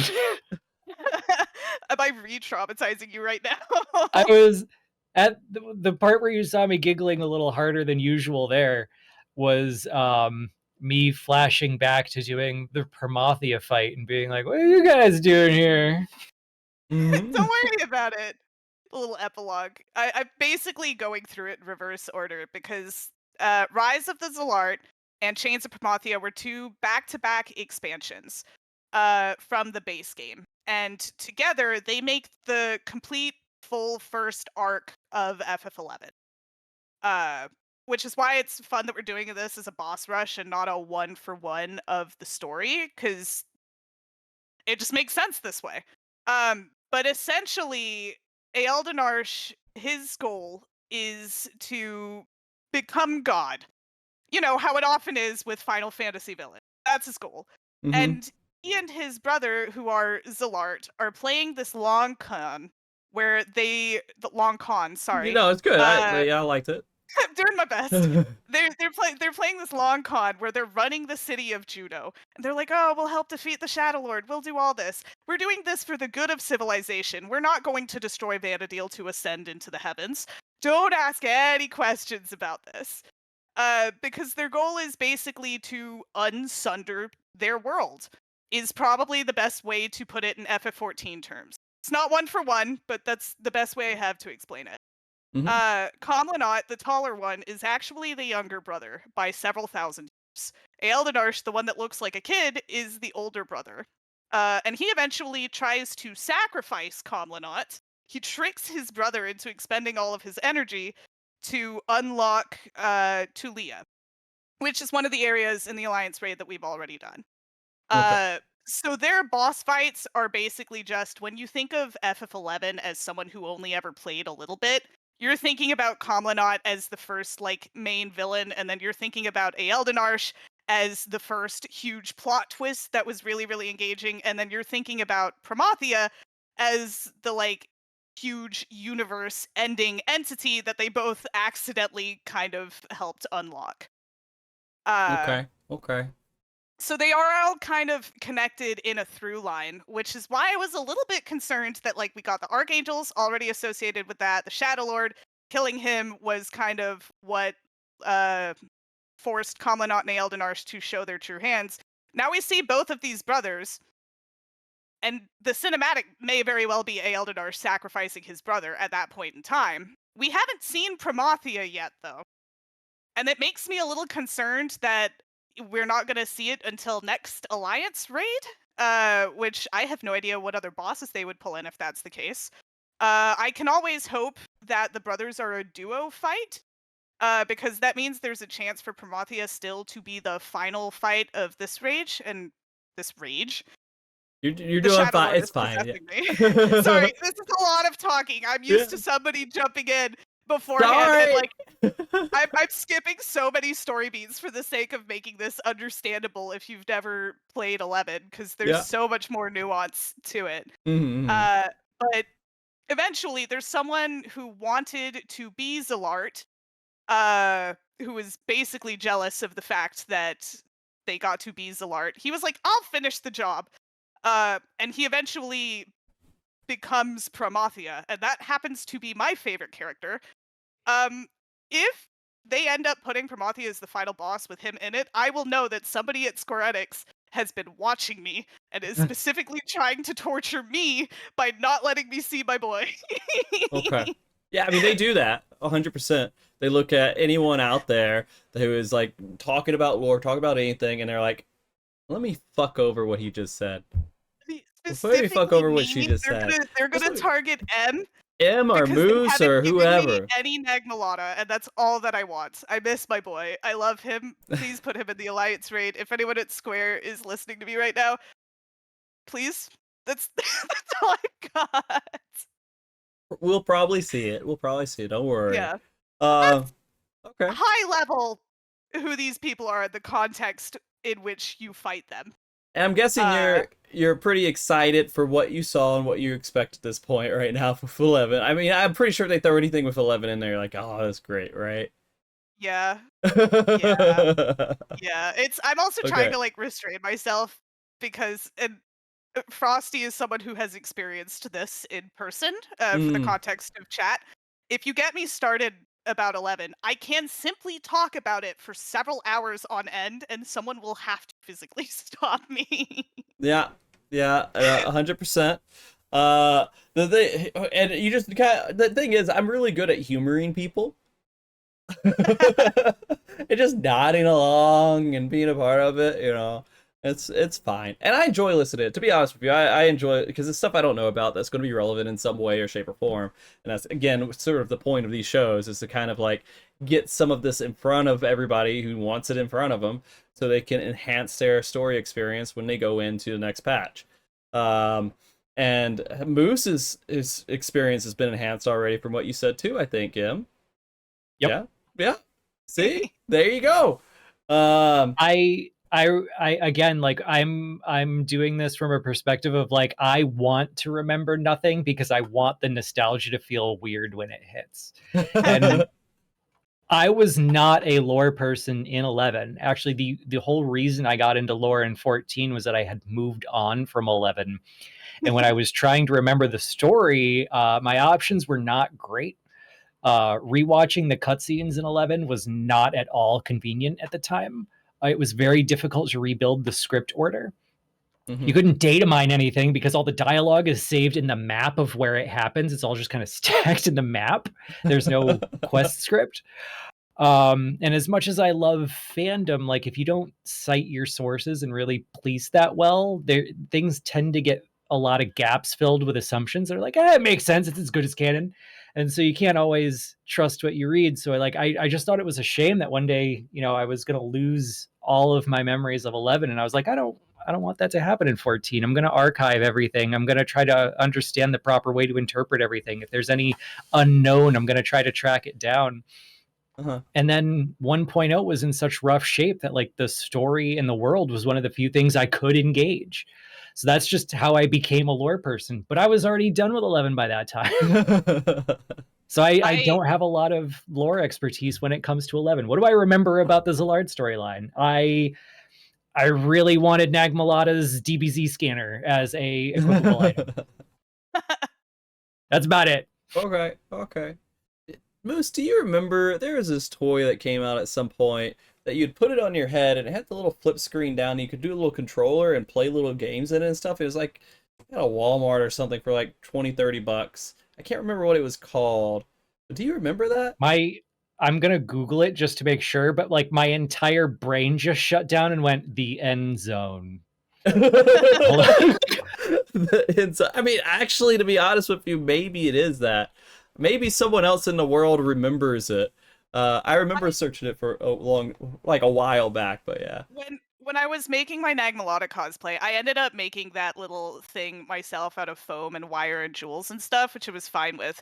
But what I recalled as a toy that I was originally going to use is like, those like kids fake spy gear that had all sorts of like LED goggles and like, oh, you can hear through walls and this is a walkie-talkie, but it sits like here on your temple, that sort of thing.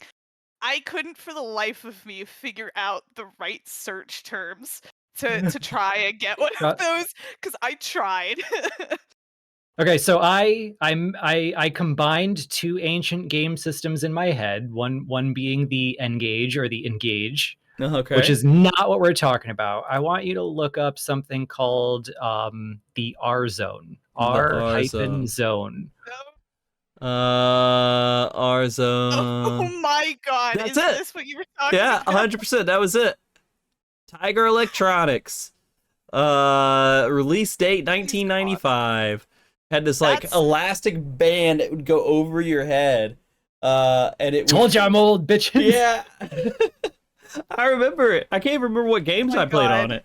But that just tell me, Em, what's your thoughts? How expensive on eBay? How funny would it be to add this to my Nagmalata cosplay? Will Square listen to my pleas if I somehow port Final Fantasy XI to an R Zone so that I constantly have like all of the cutscenes stored? Like, sorry, can you cite this very specific thing? Yeah, give me 1 second to analyze.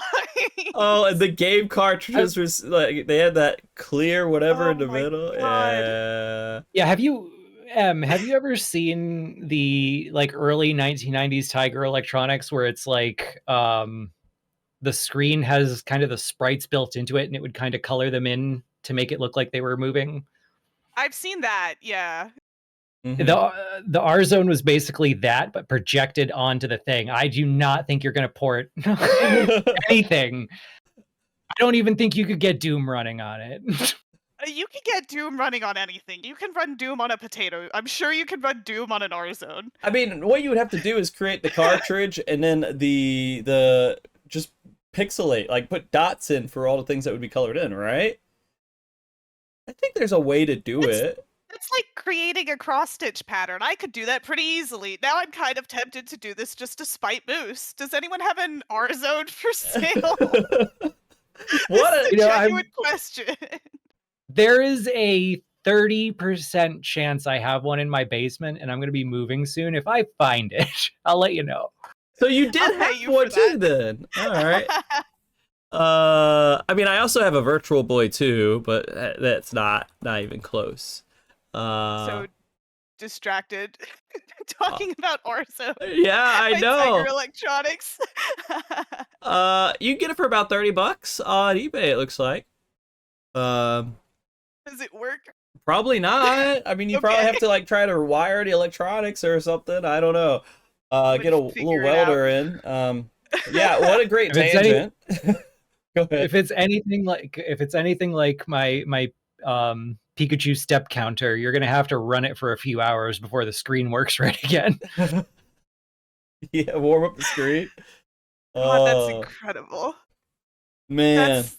That's hilarious. This is the kind of thing I was looking for, and I just made like a wire frame, like with aluminum chicken wire. Like I bent it into place and painted it, like Good clipped enough. it into the way. Oh man. Okay. God, that's funny. Is there anything else on 11 we should probably dive into with our expectations or the story, just to revamp us and get us hyped for it? Things that might be relevant. Someone in chat did mention some punk ass Tarus. I could talk Okay. about that because it's one of the funniest parts of Chains of Promathia. Moose is Sure. already laughing. Is this You- wait? Hold on. I don't know, because when I hear punk ass Tarus, the first thing I think of is the SOBs. I don't feel like they weren't involved in that story, right? SOBs? Are you abbreviating something? That they No, abbreviated it because it was funny. I want Hold on, everybody wait. to, because this was a thing that happened. This just triggered that memory from a couple days ago. Well, I was having a conversation with Moose about something, and I said F him, and Oh, M literally thought I said F M, and she couldn't like comprehend the fact that I was saying fuck them. It was F M. So it was the last spell it message in the group chat, and that was the only thing that loaded. And I'm also like I'm autistic, so when I read something like I take it literally. So that's why I was like, "Hey, question mark? Because surely that's not what it meant." And he goes, "No, f them, f them. I'm sorry." I'm like, You "Okay, have to, see, this like, makes sense now." But it was the only message that loaded, and I was like, "Ah, Frosty's finally had enough. Goodbye." it was just like it went Um, down the line, but yeah, no. Oh, yeah. my So rejection sensitivity. Oh, Star Onion Brigade, yes. It's not them. When you said SOBs, I was like, oh, those sons of bitches. And I'm like, I do refer yeah. to these three Taru like that. The Star Onion Brigade called themselves the SOBs for Yeah, short, they and it did. was I very was just funny. thinking about the Chebiki triplets, because if you've met them, you would remember them. So there's this running comedy plot line through all of Chains of Promathia with three Taru children, which is basically like the 11 equivalent of a Lalafell, right? Mm-hmm. Who are playing Who's My Father everywhere that you go. So you have like these serious, intense cutscenes followed by these like 7-year-olds breaking into somebody's house and accusing them of being their father. And this happens regularly, and they keep switching allegiances, which is incredibly funny because together the three of them are also capable of casting Meteor effortlessly. One of them What was says their name? me. They're the Chebiki triplets. So like they all three have Chebiki in their name. I forget specific. Oh my god! Yeah.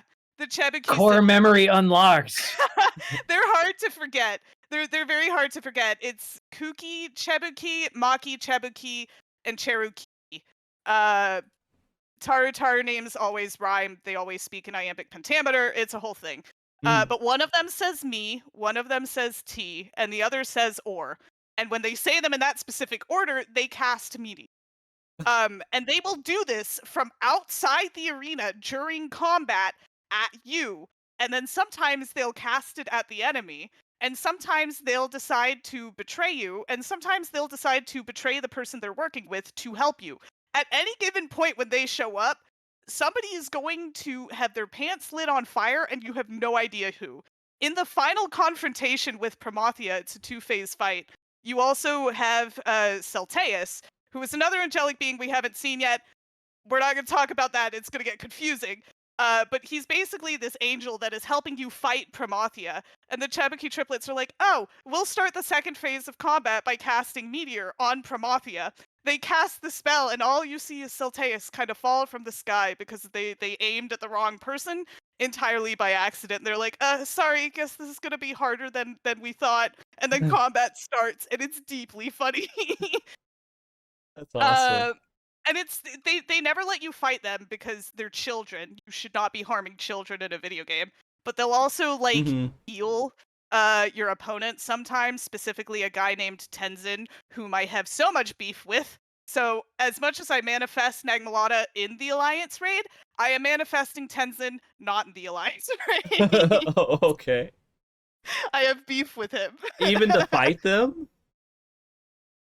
Okay, you know what? If I was allowed to fight Tenzin, I would actually be incredibly okay with it. But if the premise of the Alliance raids is super powerful things worth fighting, he's pathetic. He's not Okay. worth. He would not be on like the list of top 20 like difficult things to summon. Okay. Yeah, but I would love for the Chebekis to show up like just outside the arena, and even if they're not casting spells at you, just saying insults, being like, "You're not my dad," and kicking you in the shins and then running off again. That would be hilarious flavor text, because that's basically what they do. They're like, "Pay child support. You're not my dad." And then they leave, and that happens very regularly. Final Fantasy 11 sounds kind of fun, you know? It's a great game. It is a really, really good game. Like playing it at the time, it felt a little Stockholm syndrome, I guess. Like I felt like I was getting cognitive dissonance. Like I put 70 hours into this, I must love it. But like it was very much the era of the game content has to last for them to develop it, bug test it until there's absolutely no bugs, because you got to print it on a physical disc and ship it out and have people buy it and go to the store and install it. And every time you do a patch, it's going to take 6 hours for them to download it. So like it was a very inconvenient game to play at the time. Everything took forever, but they've added a lot of quality of life stuff, and it is a really, really good game. It's also one of the older MMOs that I think holds up better retroactively than playing it as it came out because of how they had to do patch content. Because when they released expansions, it wasn't like here's a cohesive story and then we have a little bit of epilogue MSQ in the patches. It would maybe be like, imagine playing Heavensward and the main expansion release was maybe up to like 3 levels that you've gained. And that's it. And then you would have to wait 6 months for the next part of the story of just base Heavensward. And then you get to like, what was it, like level 57 or something, and then you would stop and you'd have to wait like another 6 months, or oh, there's a patch delay, here's 8 months that you have to wait for the conclusion of Heavensward. And then your follow-up was maybe like 3 quests. All of the content is good, but there's a lot of points in the story that's like, oh, but I want to keep doing the story because it's a really intense moment. I could not imagine having to wait that period of time. And that was purely just how the patches had to be released, because it was dense and it's really, really good story. The gameplay is not the kind of thing that I normally go for in games, but like the story, genuinely, in my opinion, it's the best that the franchise has to offer. So it's worth kind of getting lost on these maps that were designed in 2001. You know what's really funny? A lot of these really old MMOs are gaining some level of attention and popularity. Like, you know, a lot of WoW is getting so much out of just rehashing their old stuff and bringing it back so people can. And I don't know if it's nostalgia or bringing back old MMO systems that is, you know, to appeal to people who would play those kind of games, right? Are the old MMO systems actually making people more interested in MMOs than what we're probably getting tired of, the modernization of everything too? And so, like, you know, old school RuneScape is now suddenly having the revitalization that Final Fantasy 14 sort of had when it wasn't even like that old in Shadowbringers. Everyone's putting their attention on old school RuneScape now. And it's just so interesting to think about that. And Final Fantasy XI's not doing horrible. I mean, I feel like it's It's been going up, and it's been having like a steady increase in some way too. it's been absolutely incredible. Because I think it was a few months ago now, there was an article published uh, where they had interviewed folks who work on the game and like how it was doing economically and how they were actually planning to stop updates to the game in 2024. Like that had been on the roadmap. Hmm. Because the last real expansion that they released was Seekers of Adeline, which was a really, really long expansion and was like mildly controversial in how it was operated. No, that's a lie. We got to Rhapsodies of Vana'diel, which was supposed to be a wrap up. I completely got distracted because Tenzin is in that one, and my brain was like, no, he's gone now. Delete him. Uh, Yeah.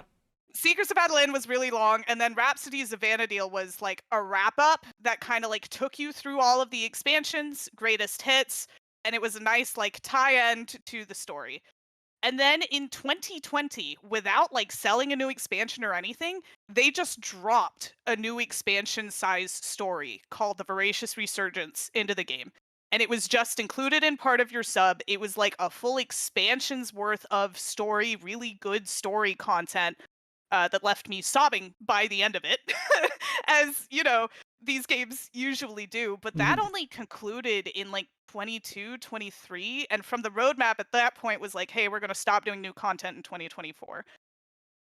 But at the start of 24, end of 23, there started to be such like a steady increase in player count that instead of sunsetting the game in 2024, leaving it active, no more updates, they Hmm. actually upgraded the servers at the start of this year in 2025.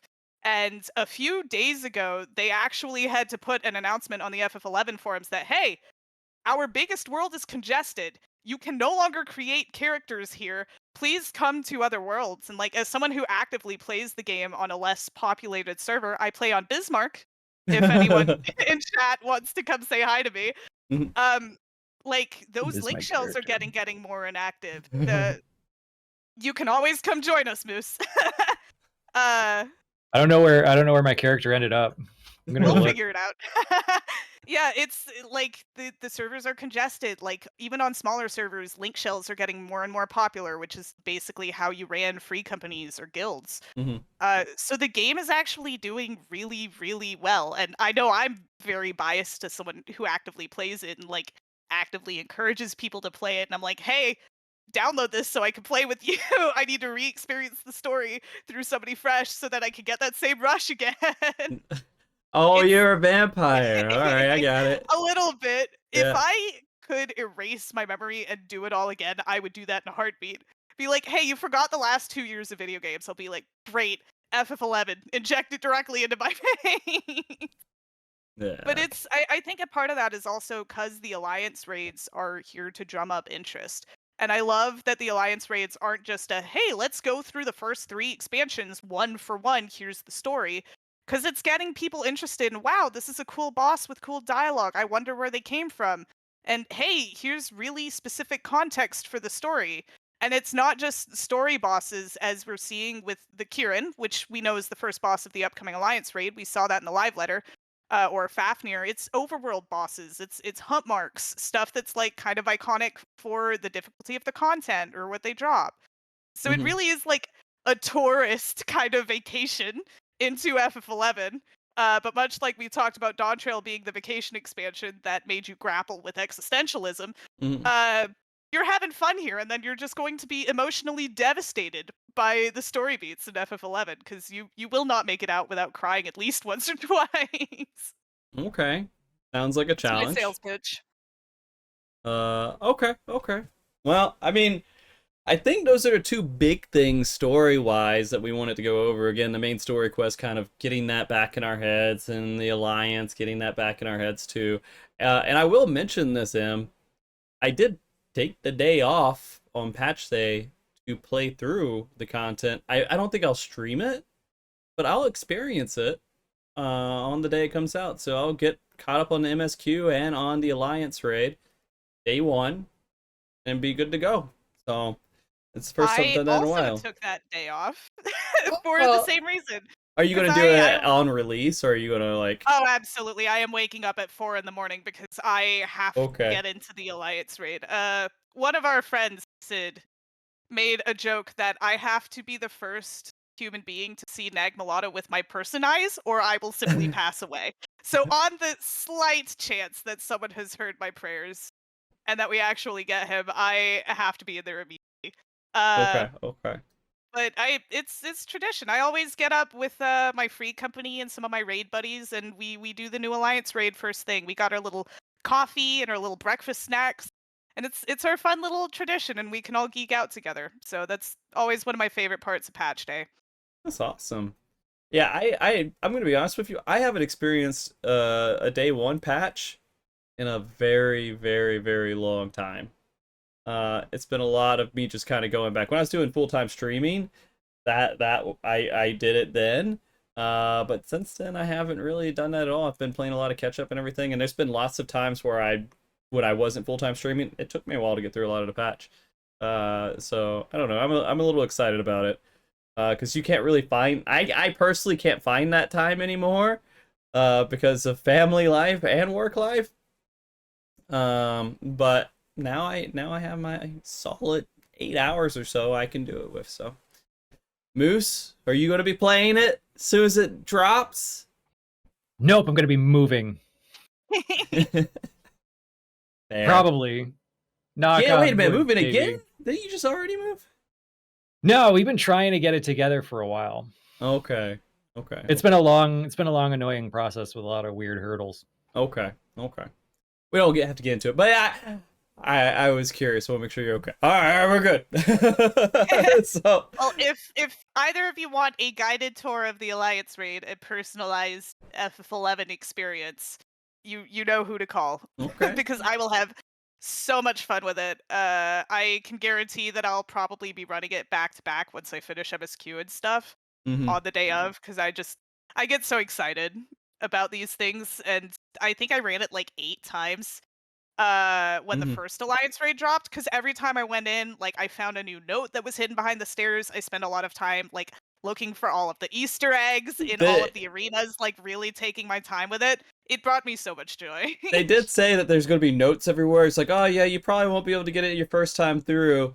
M's gonna stop dead on. I will make the entire Alliance raid wait. Like, truly, I'm gonna be like, no, I'm putting up a party finder. If anyone wants to join me from chat for this, let me know. I'll put it together because I'm so dead set about this. Be like, no, we're stopping and we're reading every note. We're ready checking before ad packs because I have to experience this. Do not ruin this for me. Imagining following a tank through, and all of a sudden the tank's just like stops, bends down, picks up a paper. Me reading it dramatically and getting really excited about it's like, okay, now let's go kill some things.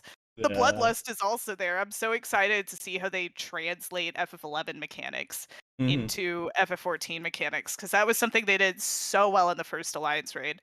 And that cast that we saw in the trailer of Eildenarsh doing a spell, that's not something from 11. So there's a chance that this is like an AU where he succeeds in what he's trying to do. Because the cast is also featuring like skill chain icons from 11, which is how you like did raid damage.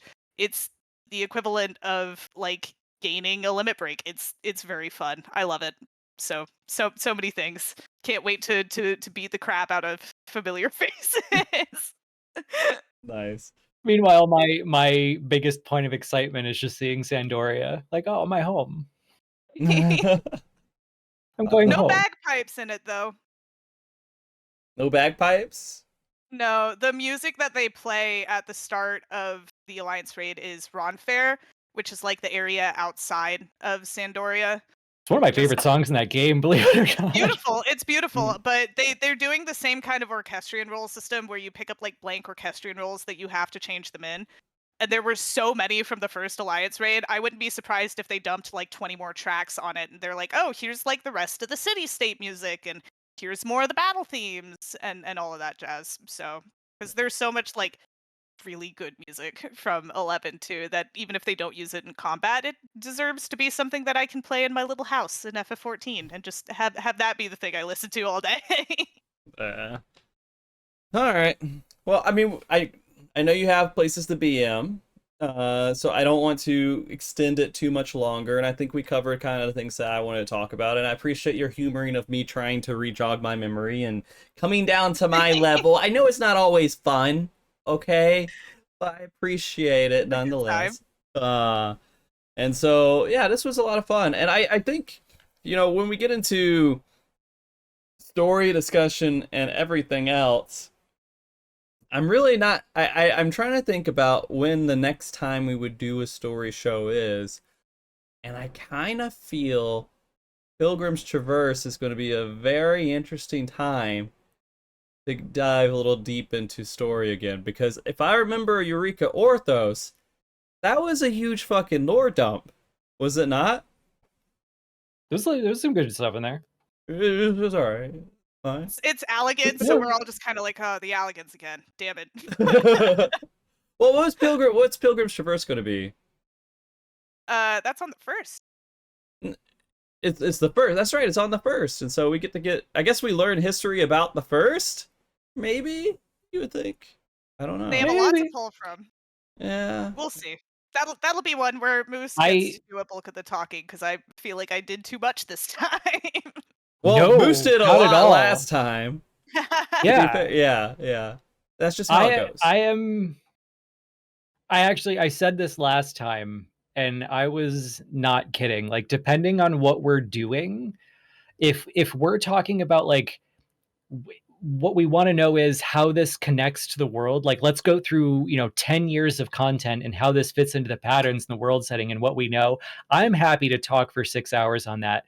But if we're building hype for something that's new, like, you are going to be so much more excited than I am for a lot of the new content. Like, I feel like I burned out all of my my real hardcore fan enthusiasm during the earlier patches, like waiting. Like, I was this excited for Stormblood. I was this passionate during Shadowbringers. Like, people who are newer to the game, who didn't spend as long in all the nitty gritty stuff, they bring so much more passion and excitement to the newer stuff than I do, and they should really be the ones talking about that. No. I hate talking by myself. It makes me nervous. Oh man. But either way, this was fun, and I really enjoyed doing this a lot. And I really do love story, whether, even though the memes are there and my stupidity's here, both of those combined may make it appear like I don't, but I do enjoy it. And this was a lot of fun. I feel a lot better going into the patch in the next week and a half now. We're getting pretty close. And then 7.3 is going to bring a lot of little fun stuff. I mean, not just the storyline stuff. We got the treasure maps. We have new PvP stuff for people who are interested in that. It's coming out. And then we have the deep dungeon, which is going to be the craziest deep dungeon I think we've had in a while, as they're going to do some really crazy stuff with difficulty. We're going to see if it works well, and if it does, it might make its way to other pieces of content. So for that, I'm excited. I'm excited Yoshida literally said, hey, this seems like a race should go with it. Like, he does this to me every once in a while. He just kind of says it. It's like, I get it, you're saying it to me. Right? I understand. And that's about as far as it goes. But yeah, so we should have that coming up soon too. And so lots of neat stuff, I think, coming up in this patch. And we need it after the community has blown up into a mass of negativity in a lot of different ways. So I would like to have some positive stuff out there, and so I'm looking forward to the patch and to see what kind of stuff's going to come up from that. So, all right, guys. Anything else you guys want to say before we wrap up? We had like a time on this one, right? We didn't want to go too long on this one. We're at it. This is the. I got another 15 if we need it. Do you have something, Moose? I got like one block of notes that I didn't use, but I hesitate to open the box, kind of. Open it up. It's too late. You already opened up the curiosity. All right. we got through all the core stuff with the Alexandria stuff. I think it's really like the core stuff's really just going to come down to Alexandria's always adapted to survive. That's what they do. So how can they stop here, right? And if the regulators are going to be the things that hold them back, like make them forget the dead and keep them from being, functional in this new environment. Obviously, our new Queen Sphene is going to help them embrace the post-regulator culture and help them move on. And like the Yokoi said, as long as you don't forget your dead, they live forever. So I think we covered all our bases that lead up to that. But Calyx. So Calyx was a founding member of Preservation. He was there when they were starting to work on the key. He was there when they tried to experiment on Kryl because they had the Echo. He was instrumental in a war, and that led to like a lightning calamity-ish kind of thing. He knows to call his world the Ninth. There's a lot of weird quasi-primal stuff going on. Everything's black and purple, and we made it through this entire episode without wondering if we would learn about any ASEAN connection involved I through was history at holding it all. in to sound sane because I cannot always be the person bringing up ASEAN shit, but there's a reason I wore the goddamn Hades shirt. I was like hoping you would bring this up, but I was like, oh, he's like- he looked at your convocation stone and knew what it was. I'm so insane. Like again, I usually I'm moving my mic here. I'm usually the person who's like, I'm going to stick to the knowns. I'm going to let other people be crazy. My thing is like, I don't want to accidentally introduce things into the lore that aren't there. I want to be an archivist. I want to make sure we have the correct interpretations of things. If 3 versions of the lore are given, I want to tell you all 3, and maybe I'll have an opinion about which one makes the most sense. But like, I don't want to introduce crazy shit all the time. But this is one of the times I'm looking at it like, the math is mathing. He said he renounced his flesh multiple times, but he never confirmed he was an endless. Which is probably a little too crazy. I think that was beyond where we're going to end up. But still, like, there's a lot of stuff that, like, there's an ASEAN-shaped hole in the history. Can I propose something that will make you feel like the sane one again, Moose? Yes. Because this was said to me as a joke, and I went, haha, that's funny. And then I thought about it and went, huh, maybe.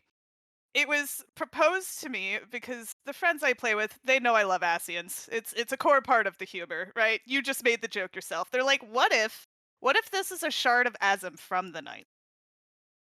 Then he should have been able to make the key work. Yeah. But that's also the thing is, if you had to be rejoined to a certain point, or maybe it was something else, it was one of those where I'm like, I don't believe this is the case, but there's just enough there for it to be a possibility. Again, this is tainted by clearly a bad guy, and I would like to beat the crap out of Asm. So if it's a possibility, I will take it. There's a certain irony in it for me too, because like I have been very vocal about my opinion. Like, I think we're ready to move on from the ancient stuff. I don't think everything needs to be ASEANs. I just want to do some stories that don't have anything to do with that and all the baggage with it. And then, like, the entire time I'm watching Calyx, I'm sitting here like, it is also that's why it's black and purple, isn't it? We're like, in order for stories to be good, they have to end. If you truly like a character that has died, don't wish for them to come back to life. Moose and I talk about this. Wait a minute. Isn't One Piece a good story? Yes. The way I think about it is like, if you love something, you love how it exists right now. And if it keeps going, the probability that they will ruin the thing that you loved about it and turn it into something other than the thing you love slowly reaches 100%. Yeah, because it stops being good at that point. Like, an example I like to do is, I'm wearing the Hades shirt. I love that character. If they made him continuously come back to life, I would stop playing the game because that's bad writing. The same thing with like Xenos kept not being able to die. That was funny because that was his whole personality. Is like, I want someone to kill me who is capable of doing it, and then he just keeps accidentally coming back. But if they'd kept that going past Endwalker, that would have been boring because it's not great writing. So it's healthy to introduce these things, and then you can still make references. So if Calyx is an Ascian, maybe it's like an Akalai situation where he just kind of knows a few things. Maybe he was possessed and was left with his memories, unlike Thancred was. There's other opportunities for that here, and I think it would be interesting for us to, like, as a character arc, accidentally rejoin another soul the way that we did with Artbird. But that's not in the context of, like, we're starting another arc where we have to go back in time and talk to these Ascians again. It's more of a, like, after effect of the things that they did that's still causing other story beats to happen. Which is why I'd be okay with this if it was like a character from 2 patches and then we're done with it, versus this is the new thing. Because it's the same shtick that I have with Arcadian, right? I would love for if the whole reason that there was like a glyph that was Ascian in nature to be there was if Ultima, the artist, because that is the glyph associated with it, was like, well, I guess we're not doing this anymore. I'll retire and draw art for a wrestling ring. And it's not like an Ascian machination or anything. He's just like, yeah, I'm an artist. See you later. And then, like, kept going. Like, that's the kind of stuff that I'd be okay with. My Especially in the context headcanon, of Calyx. my headcanon is that the artist intended that to be a stylized Oni, and then when it was released, we were like, "Hey, doesn't that look like?" And they were like, "No, no, no, no." Or it could also just be a remnant left behind of things, because it's impossible for us to continue with the story of shards and not keep running into remnants of these things. So Wait a minute. I'm Are you glad guys you brought talking? it up, though, Moose. You guys talking about this guy right here? Yeah, look at that. Look at that wonderful That's control awesome. Yeah, yeah. And 100% I can Battle see Beaver. some roots where there's Ascian history and he's not an Ascian, right? Like, Yeah. there Former are possession. multiple ways you could go about it. As funny as I think it would be for one of the few left over to be like an antagonistic force again after all the things people have said, all the commentary and theories we've had, it would be funny for me personally. But I can see plenty of other routes for it. Like I could imagine the Ascians being involved in the start of the war, and then after everything that's happened and how sideways everything has gone, Calyx being like, they offered me immortality on their terms, but I'll have it on my terms now. I can propose a funny one too, because Go ahead. a huge theme of this has been really shitty fathers. What if his dad was an Ascian shard? And he was like, I get to live forever, so I'm leaving you. I'm going out for milk, and I'm never coming home. Goodbye, son. Good luck Dad dealing trail with lemon strikes sickness. again. And Calyx is like, well, I want to be immortal too. Fuck you. And then starts all of this. Right, because being someone who's experienced the trauma of lemon sickness is an explanation enough for a warped take on immortality, right?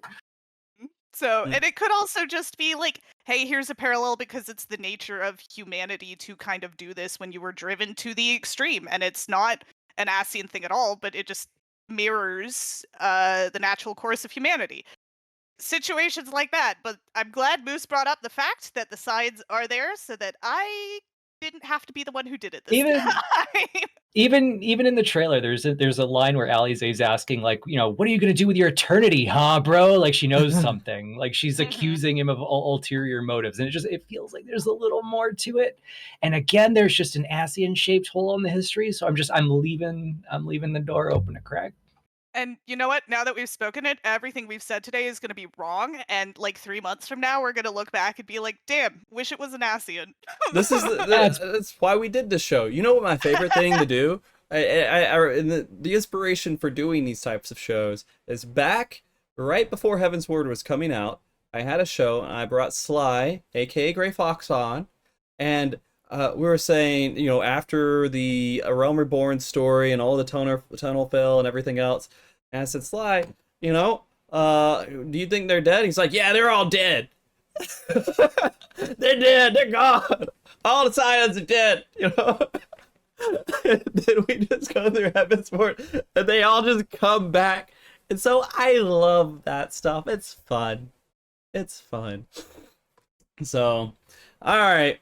All right. Do we feel good with that? Did we open and close it in a okay. All right. All right. So this has been a fun show. It's always great to hang out with you guys. I mean, this sort of turns out into an excuse just to hang out with you, to be completely honest. Yeah, you know, it's fun. So thank you for coming on. Thank you for doing all this stuff. Of course, we're going to love to hear both of your thoughts in the verse of social media that you will post it into as well. So I'd like to give you guys a second to just say where all that's going to be. And I'll start with Moose this time and end with M. So, Moose, tell people where they can find your thoughts. Until I can get situated in my new office, I can't be found all that many places. But I mean, you can always find me on Discord. I have a server there. You can find on my like a link on my Twitch channel, Onwyll, ANWYLL, if you need a shortcut for that. We're always kind of spitballing about lore there, keeping track of things, translating things, having fun there. I'll be there. I'll be on Discord. You can DM me even. And I think microblogging, I've only been doing the occasional Blue Sky. That's pretty much it. Okay, And Blue Sky is Moosifer Loring Star. Yes. Perfect. And Jet, please assist with some of these links and social media stuff. If you're still there, I don't know, maybe you ran away. But help throw that in chat, and I'll put it on, of course, the YouTube description so you guys can check that out too. M? I'm a bit easier. I have the same username on all platforms. It's Emunarum. So I usually like live post about stuff, reactions, cosplay, lore stuff, general Final Fantasy shenanigans, because I do a bit of everything. Specifically relevant to this, though, I do stream all of my live reactions to content the moment that it drops. So if you are interested in me completely geeking out and probably with a soundboard and yelling about Final Fantasy XI day of, my Twitch is also Emunarum. I'm not Frosty. I do not have an incredible like production setup like he does. It's just my game, my voice, and like a little bit of art. That's what I've got. But if you want to tune in, see it live, maybe run with me that morning so we can fill out an alliance raid that will let me read everything without early pulling stuff, that would be great. Feel free to join me for that. But that's what I got. Okay. And for MogTalk, I do not plan for us to have a show pre-patch next weekend. My goal is to not have a show that we can work on shit and then come back, because we have had 3 back-to-back shows, which is actually pretty good for what we've been doing on this channel recently. So feel free to go back and watch some of our other shows we had recently. One on Deep Dungeon, where we brought some of the best solo Deep Dungeon players on to discuss the new content that's coming out and the current state of that community, as well as our previous show, which was interviewing Dancing Green, which was so fucking good. Guys, if you guys want to go back and listen to me and Ben talk about voice acting characters and him voice acting Dancing Green in this game, go back and watch that, because I had so much fucking fun talking to Ben, and I'd highly recommend it. And then this episode we'll try to get up right before Monday morning, so people can watch that as well. But I do plan to take a little bit of a break to get some other non-podcast production stuff done. And then after that, we'll likely have a post-patch show where we'll talk about our experiences with the patch. But guys, thank you so much for watching. You've all been fantastic, amazing, and wonderful. And until next time, be good, keep cool, and stay frosty. Bye! Say bye. Bye.